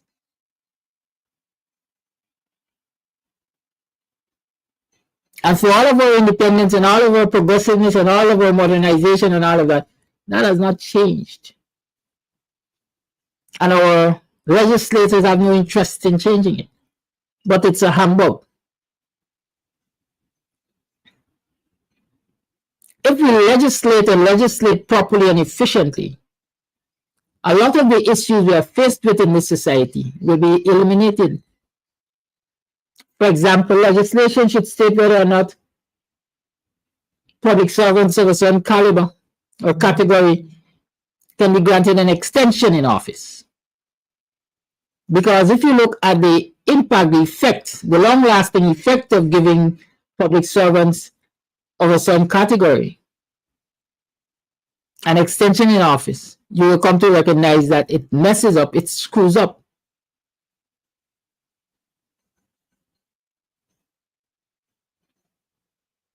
the upward trajectory of others. Take, for example, right now I think the fire chief is Wickham, Ghana Fire Service Wickham. A man that, as far as I know, is due for retirement or has reached the retirement age and should have gone home.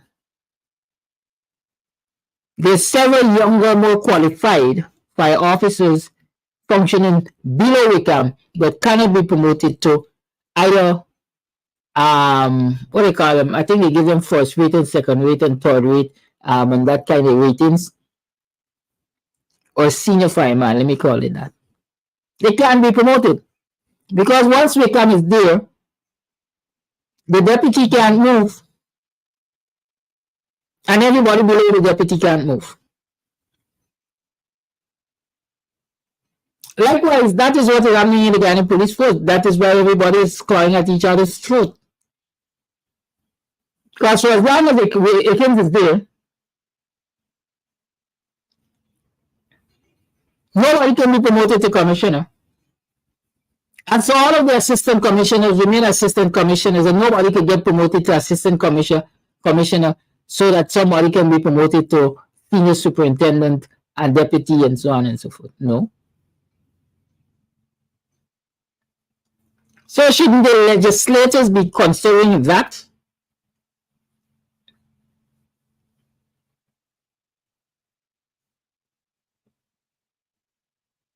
And there are several other instances that I can identify where lack of legislation creates uncertainties and so hinders development. You see, when you legislate clearly, people know what to expect. People know the constraints of what they're getting into.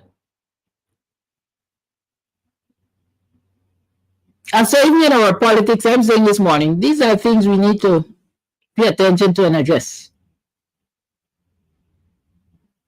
Someone said just now, motorists are killing themselves. Motorists are killing themselves at low speed that I'm talking about. Imagine what they will do at the high speed that I'm campaigning for. A lot of people are of the opinion that speed kills. I don't think they do. I don't think speed kills. Speeding might be a factor in accidents, but lack of experience is definitely a factor. Lack of training and skill is definitely a factor. Lack of competence is definitely a factor. Road surfaces, road construction, road signage, and lighting. Those are definite factors in road accidents.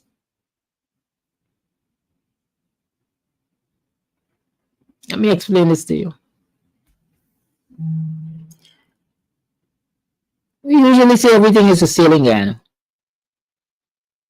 This survey, you will find how many licenses, driver's licenses, are sold annually in this country through the black market. And I make the differentiation because the fact is you have to buy your driver's license. There's a procedure which you go through before you buy your driver's license.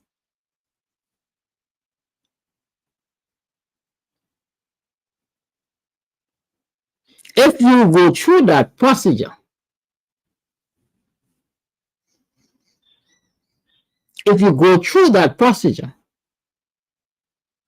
then at the end of it, when you get your license, you are most likely competent enough to drive and drive defensively and however else you want to drive. But if you go half of the way, for example, many in our society go half of the way. They study the packages, we call it. They write the exam. That's the theory. But they never go and do the practical. Because in order for you to succeed at the practical, you first have to put in many hours of practice. So when you go to your driver's test, the practical test, you have acquired a skill. And that is why there is a practical test, because it will determine whether or not you have acquired a skill to go onto the roads or not. But what do we do in this society? A man reads a T, gets his competence, I think they call it, and calls up somebody. See, I got my competence by. I really do no practical, we don't cost. Because we have no proper systems in place, it's easy to what we say, boycott the established norms. And so you have people on the road who are competent in theory, but not in practice.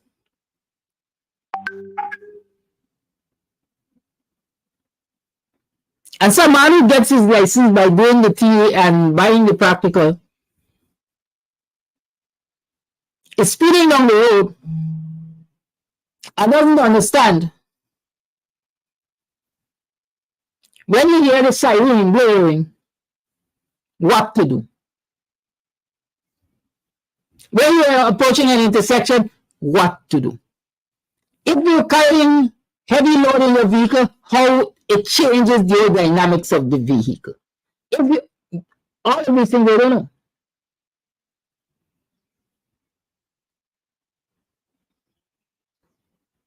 And so those individuals go there and they cause accidents. They get involved in accidents.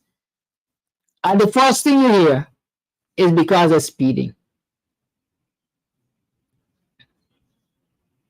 There are some drivers on the road who don't even know how to check coolant in the vehicles,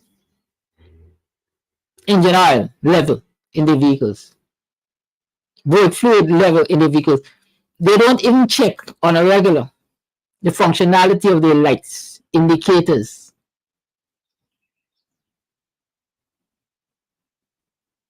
But all we say is speeding is what causes accidents.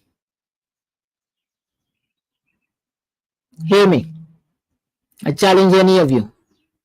Drive on any of the roads that have been recently constructed in this country. Ensure your vehicle is well balanced and lose the steering and tell me what you will find.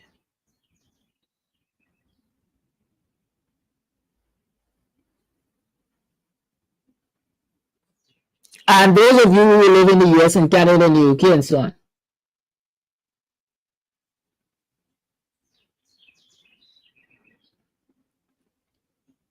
do the same thing on your roads with a well-balanced vehicle and tell me what you will find.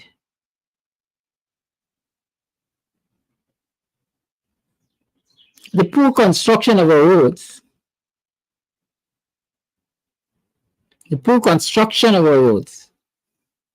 is a major factor in accidents. When you cross a bridge on the main thoroughfare of our country, let me talk about the East Coast Highway as I call it. Every bridge in that stretch of road has,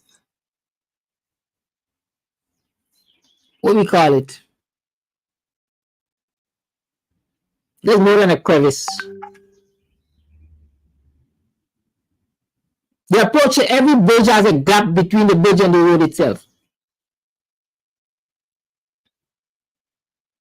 So you hit there, you bang, bang, your tire is likely going to be bent.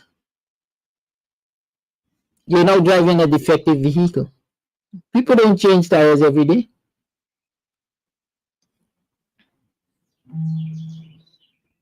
They're speeding on the road, bang, there's a pothole in the middle of a thoroughfare.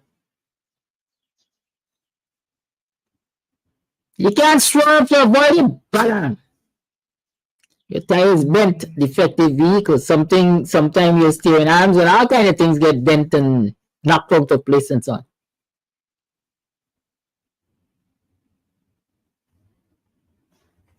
You're driving along, and suddenly there is, what we call it, a drop on one section of the road. Sudden drop, vehicle veers off the road.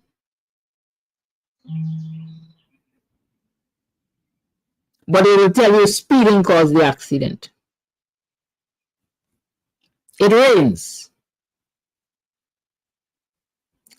The rate of runoff of water from the road is way below what is acceptable.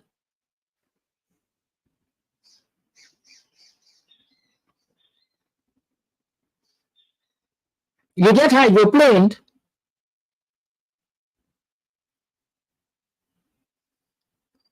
and speed caused the accident.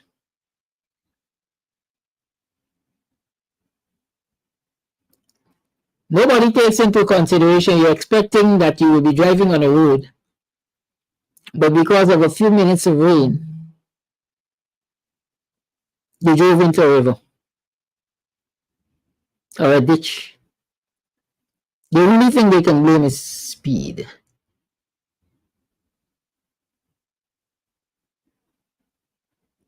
And so again,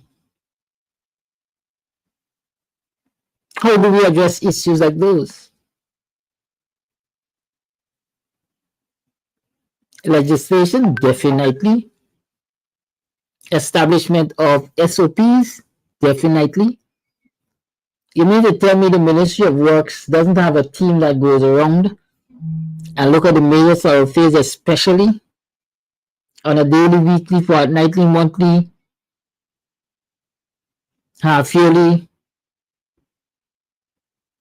schedule to see where deterioration is taking place and how to get them rectified quickly?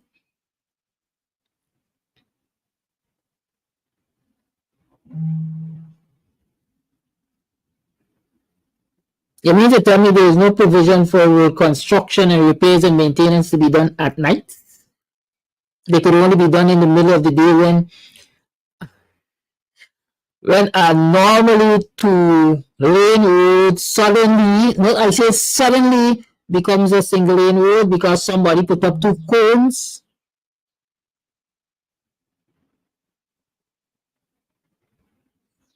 And the driver only becomes aware of this change in the toll when he is too close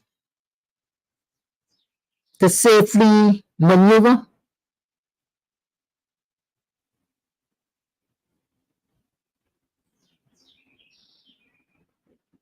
Come on. We can do better.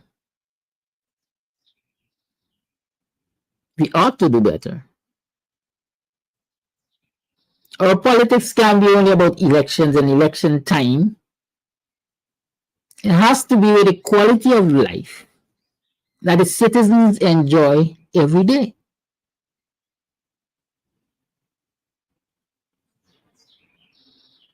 Every day. And to give assurance of the quality that people enjoy every day, we have to institutionalize our policies and legislate. And of course, laws are just laws on the books. They have to be enforced. Ensure that the enforcement end of things are taken care of. I must know for a fact. And of course, education. Because I must know for a fact that we have public education through the varying agencies. That if I have an infraction of a certain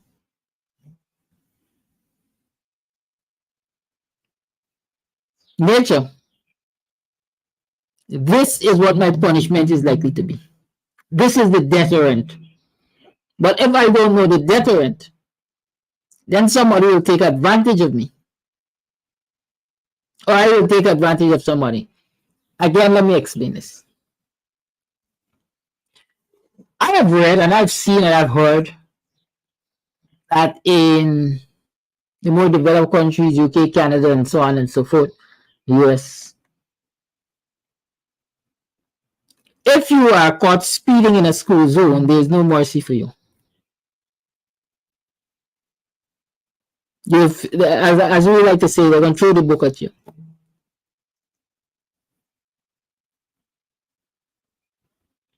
But if you are caught speeding or caught driving over the speed limit in certain other areas,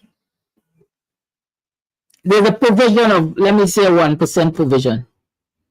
So if you're in an 85 zone and you're doing 88 or 90, you might get a warning and go about your business. In this dear land of ours, if you get caught doing 82, 83, 85 in an 80 zone, you're getting a ticket for $7,500 minimum. Or you have to go to court. You can choose to pay the ticket or go to court and contest it. Now, when you go to court to contest it, of course, you're talking law, you're talking time, you're talking money.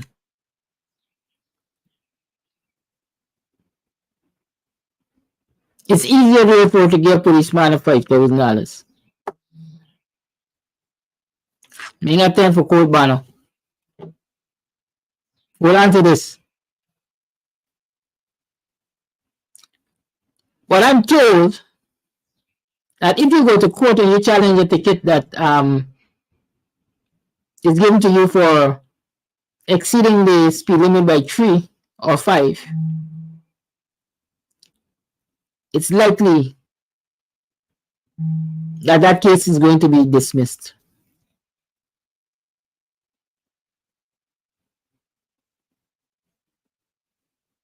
Right? It's likely that that case is going to be dismissed.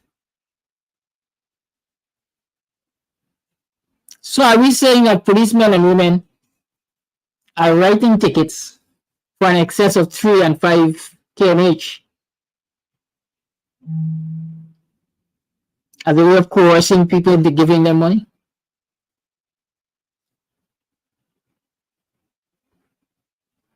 when a simple reprimand could have worked? What does the legislation say? What are the policies? What does the public know about this?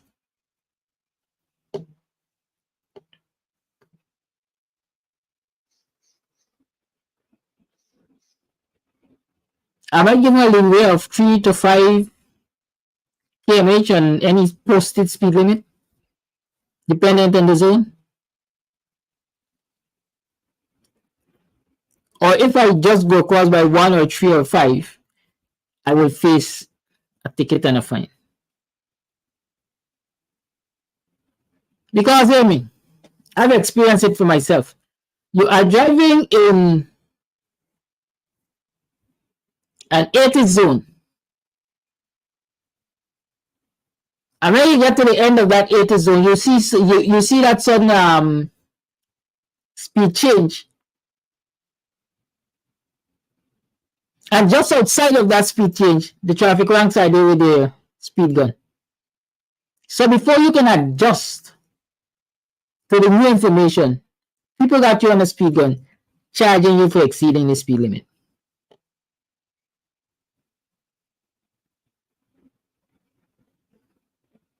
And in most cases, you get that to go away. Why? Because they give the policeman a raise or the policewoman a raise. Because they don't trust the court system that you will go and it will be a matter called within a short time and dismissed or dealt with within a short time. You might have to be making several trips to the court for a simple traffic matter. Is that how we improve the quality of life of our citizens? Is that how we address these anomalies?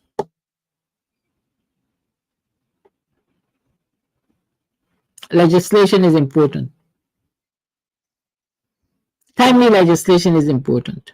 Up-to-date legislation is important. It is time we visit the books and get rid of all of these archaic pieces of crap by which we are governing a modern Guyana.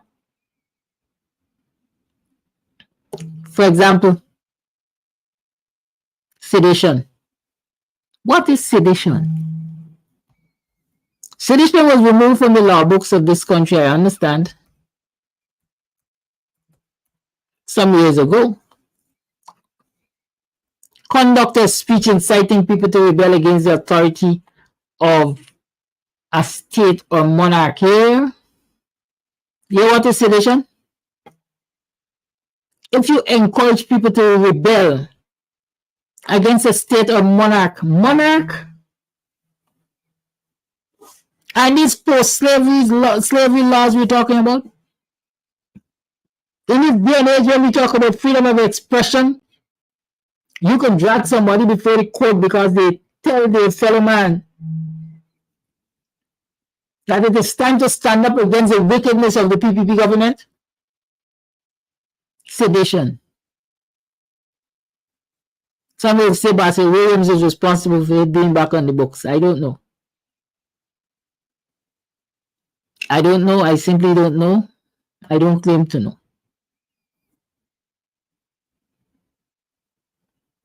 But the Cybercrime Act, quote unquote, many people say is modern. But look at its provisions. How archaic are they? How they are backward? How just post-slavery are they?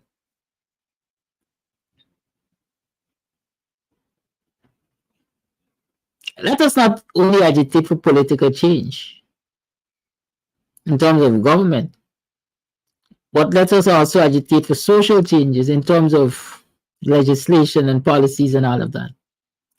It's 21 minutes past the 8 o'clock hour. 21 minutes past 8. The lines are open. Let me add you 2 bit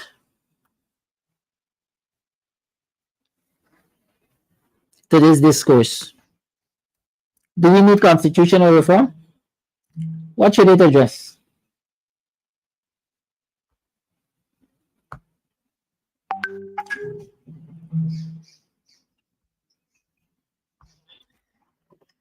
Caller, you are live. You are on. Just now. It's on Willowish. Just now. Just now. Just now. Just now. Just now. Let me see about getting you some volume.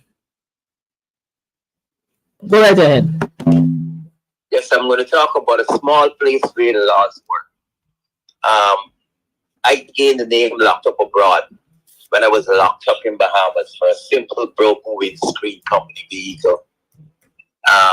The person that was responsible for paying that charge did not pay the charge. My name was published in the newspaper. Police came home one morning and arrested me.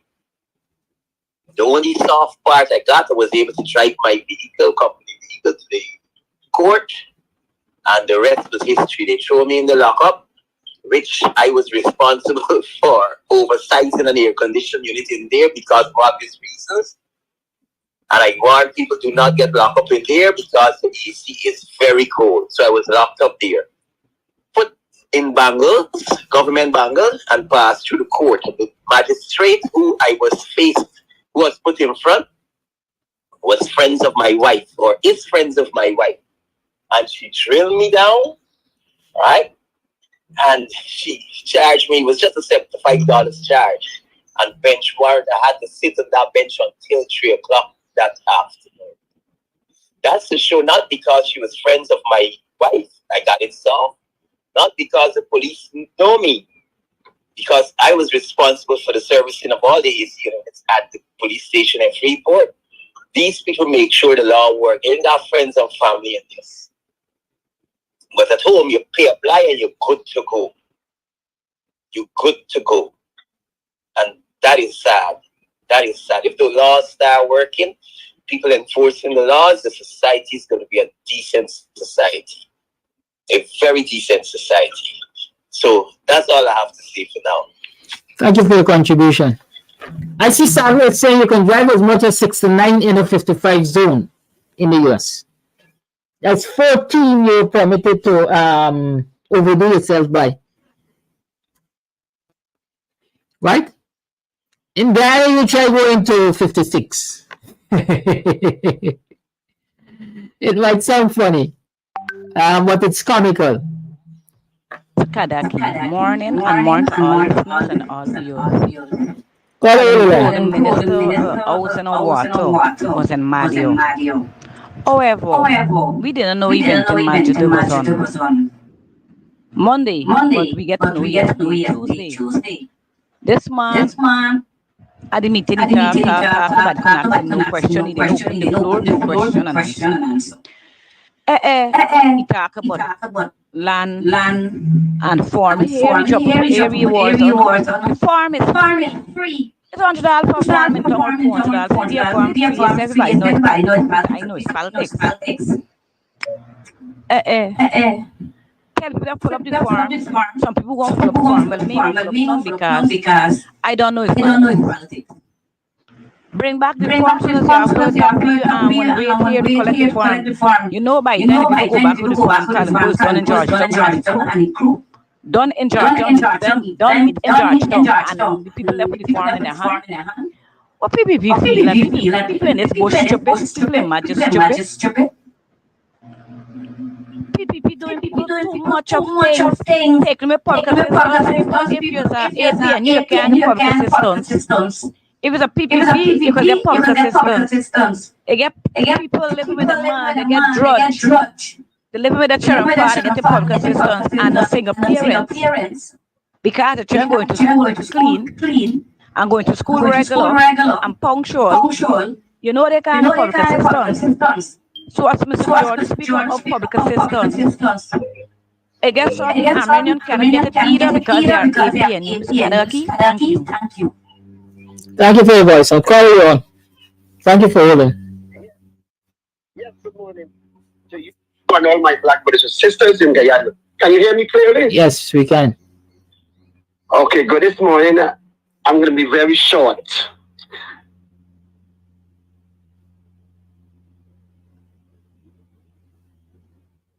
That was very short indeed. The last flash. Morning, Brother Kidaki. Good morning, all viewers.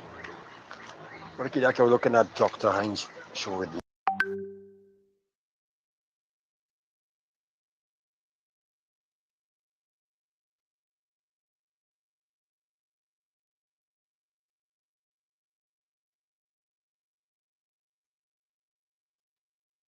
Flash. I got to change my name to Rosenberg, man. I already buy about 6 phones already, just for this program here. Well, it shows it's not your phone. It shows it's not your phone. It might be your network provider. It might be all kinds of things. I don't know. You know. But let me ask this question quick. This is the second week Mr. David missed the Sunday program. And it is better Flash God. Why? Because Flash God love to ask him questions. I don't like to use the word assume because my grandmother always teach me, be careful of that word, you can put you in trouble. And trouble take away 2 things from you, money and time. And you need both. You need your time for work for your money for pay your bills. But I'm going to assume that he don't want Flash Garden to ask him question anymore because Flash Garden is only at first grade education. But God uses a donkey to fetch his son Jesus Christ. And God will use anybody for ask question and for do his job. Move on, Flash Garden. I love how you guys talking about the change and the old system and the old law. Yes, it is fact we should have new laws because new laws going to be a better healthcare, better education. Things will be more better in all Guyanese life when laws change. But you guys forget one important law too. You're not talking about it. I never hear on no program, I'm listening out, never even talk about these young army men who have to jump overboard for save their life. No program talk about that. Nobody talking about that. But we only focus upon money. It tell me like this $100,000 is more better than our young army men life. It is more better than I don't care if their parents have to grieve and all these things. That is one important law that will change. Because it's serious time. And let me repeat myself why Flash Garden is banning all that every male must serve the country. Because if that young Collie boy could said, if he get a will, he could kill out all black man, he knows for kill. He could go and kill and protect his country too. Them young Collie who go in school and harass our black young children, don't come back here. That is school belongs to Collie people. They could go and fight too. Them young Collie boy who kill our 2 young brothers.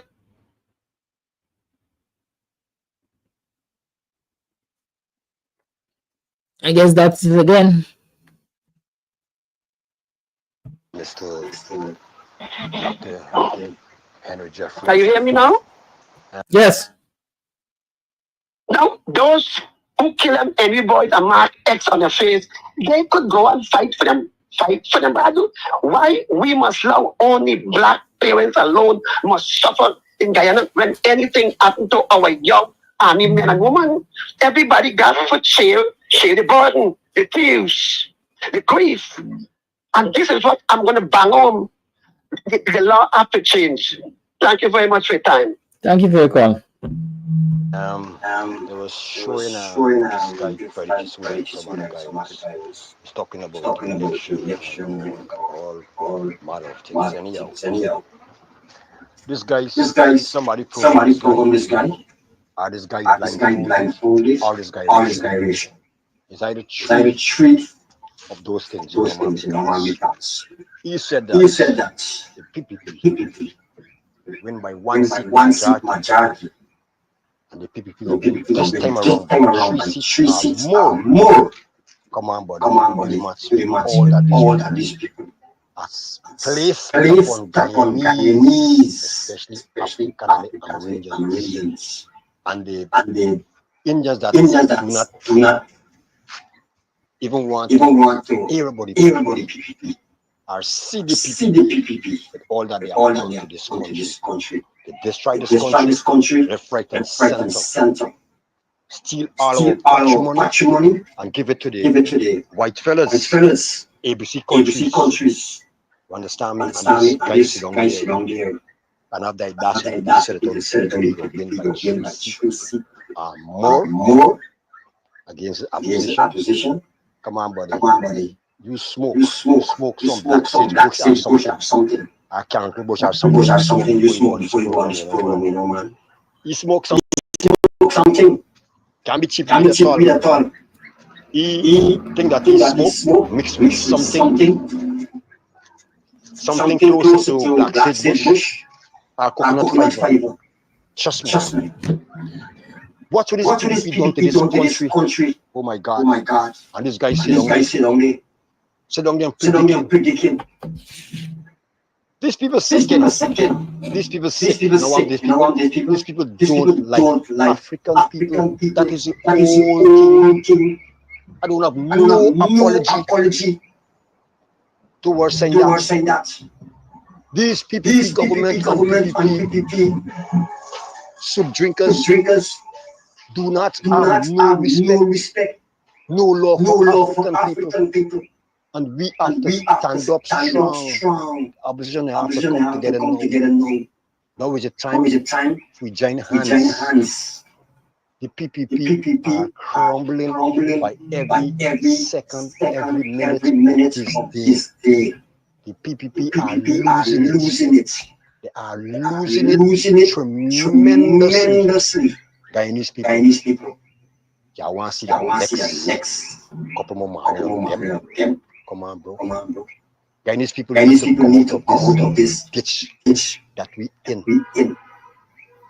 23 years, 4 years. We want to see any more Guyanese. And you don't let me see any more. Opposition is the way to go. Opposition is the way to go us out of poverty for the balance of our life. Our generation to come. And your viewers, you have a blessed day. Thank you for that voice note. Mr. Amsterdam, you are getting some serious reverberation.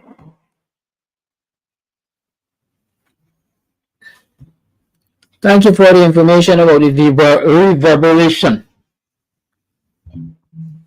I did indicate yesterday that I am working with a new piece of device, which I am yet to understand the intricacies of. It's 26 minutes to the 9 o'clock hour. Stay tuned to the Guyanese Morning Time. I am still your host, Kidaki Amsterdam. The lines are still opened. Call and let's talk about these issues. Why not legislate so that people know what they're dealing with? Why not? All right, so today we are here at Club Twilight up in Buxton, and we are here to talk about all that's going on up here. Trust me, if you are on the East Coast, you're in Buxton, you're in Tongue, you're looking for a place to get away to, this is the place. The Cutters, listen, I'll be having some just now again. We'll talk about that. And then, of course, the ambience is beautiful, fully air conditioned. The decor is on point. The music's on point. Everything's on point. It's just me. I need some work. But everything else that belongs to this club here is on point. So if you want to find a nice little place where you can just drive out of town and have some drinks, have some food, you can call, you can order your stuff and just take it. You don't have to stay. Or if you want to stay here, that's what's up. And of course, they have special events for Valentine's. You can rent a hall. You can rent a hall, honey. You can rent a hall for weddings, for birthday parties, to have a bash. I hope he edits that out. But you know, whatever it is, this is definitely the place to be. So it's on Sideline Dam. You definitely want to ensure that you check this place out. But it's on your to-do list. All right, on your to-do list. This is definitely the place to check out, you know, a really cool, chill spot here in Buxton. I like this. Buxton needed this. We needed this. I needed this. You definitely needed too. Thank you.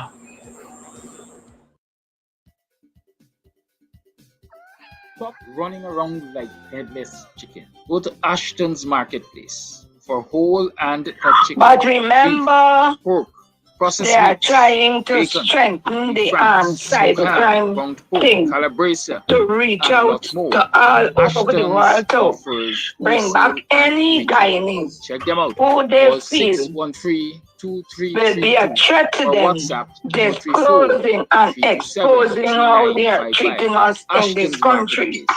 Marketplace at Now, when you 72 do Broad something Street. like Order. this 100,000 or Are you how much planning every your month, next visit to Aldrich, Guyana, and South America? people Well, let's from the accommodate you diaspora at Varon's could Cheerful come in Country and Manor. collect the money. With free secured on-premises They could parking, always say, you a know, you see beautiful where we share the vacation money. air-conditioned People home, came from offers all 3 over beds, 2 to collect bathrooms, this a money. spacious And kitchen, and now all we modern should have the amenities. cybercrime law, Located just at like how it Tushen, was. on the eastern bank of the mighty Essex The River, and the diaspora could western come coast of back Demerara. and collect this money. The same way the cybercrime law should be made that if anybody who we feel is talking anything against us, we should be able to reach out into the diaspora and bring these people over the world and let them solve any crime or whatever they want to do them. Even if they can't disappear, gone without a trace, like so many persons before them, this is because of this reverse cycle of the cash grant to that of the cybercrime law.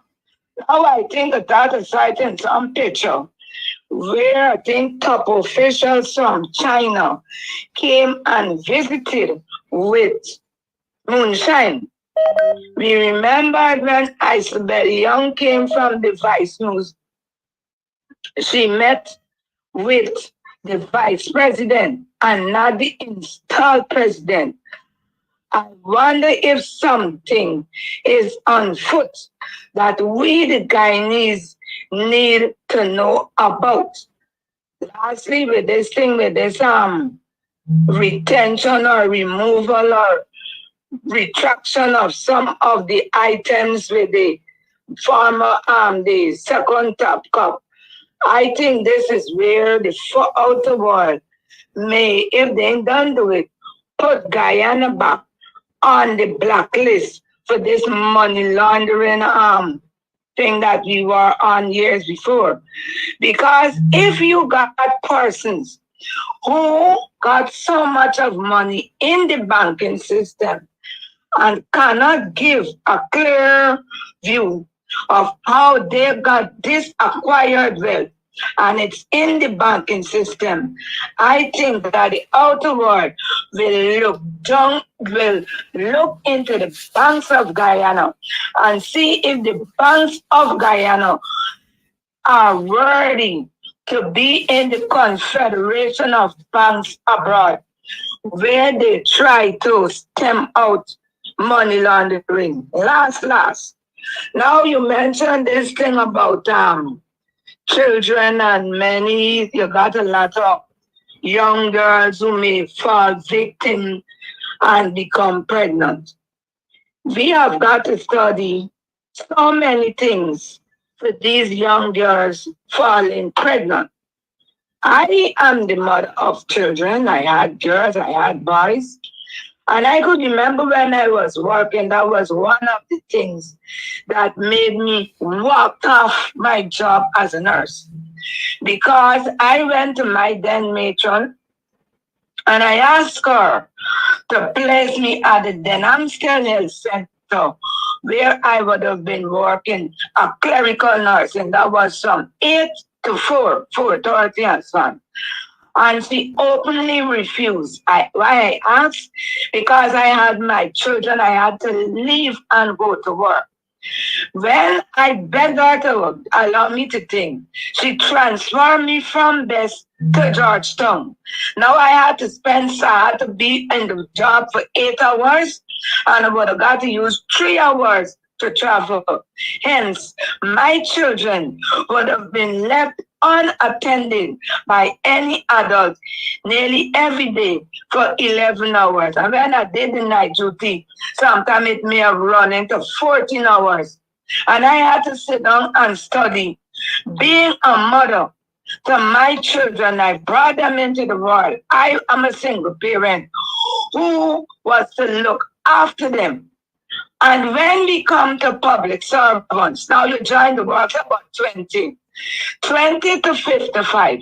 There are lots of public servants who may, because I was a public servant, and my main focus, my uniforms used to be clean. I made them full so they could last long. I didn't have to change uniform every 3 months. And I made focus that I had to get a place of my own, to call my own. So the niceties and the fancities to go to work to look like a top shelf nurse wasn't in my book. But many of us as public servants, when we join the job, we don't look for the latter years where we must acquire a place and have somewhere that when you meet 55, you say, "Boom, you gotta go." So when you meet 55 and you don't got nothing, you're staying on the work. When you stay on the job after 55, the young people in the job come up and make your life a living hell. And that is what goes on all around. You meet 55, you should at least got somewhere that you could fall back and call your own. Now for the security guards, imagine me in my 60s, start going out watchman a place. I can't even walk. I can't sit down. What am I doing at the people place? What am I doing at the people place? The nurse we rhyme say, the hands they walking all the time. The cricket skipping and dance. When the winter came and the cricket came to the ants, they said we ants never borrow, we ants never lend. Because the cricket, the skipping and dancing the summer and the warm days of spring away, the warm days of autumn, but when the winter came. So many public servants are in the winter. Bye-bye. Goodbye. Thank you for your call. I gather we're having some technical difficulties. I'm being told that there's a lot of echo and the quality of the program is not good at all. And so for that, we shall call it a day now. It's 60 minutes to the 9 o'clock hour. You haven't lost a lot, I hope. And so we'll take a wrap now. And tomorrow is Thursday. It's a holiday. I rather suspect I'm going to rest tomorrow. But you can tune in and see if I'm on. If I'm on, glory be to the Most High God. If not, understand that I need to rest myself. Y'all have a good day. Goodbye. Much love. I hope you're not angry for me. I don't want a song, ma'am. Be careful of that thing. I might need a technician. Have a good day. Bye-bye. Sound engineer, they call themselves. Great. I will figure this out. If I don't get to figure it out, I'll just go back to what I was using before I changed a couple of days ago. But eventually, we'll get it right. Have a good day. Much love. Stay blessed. If you can be good, be safe.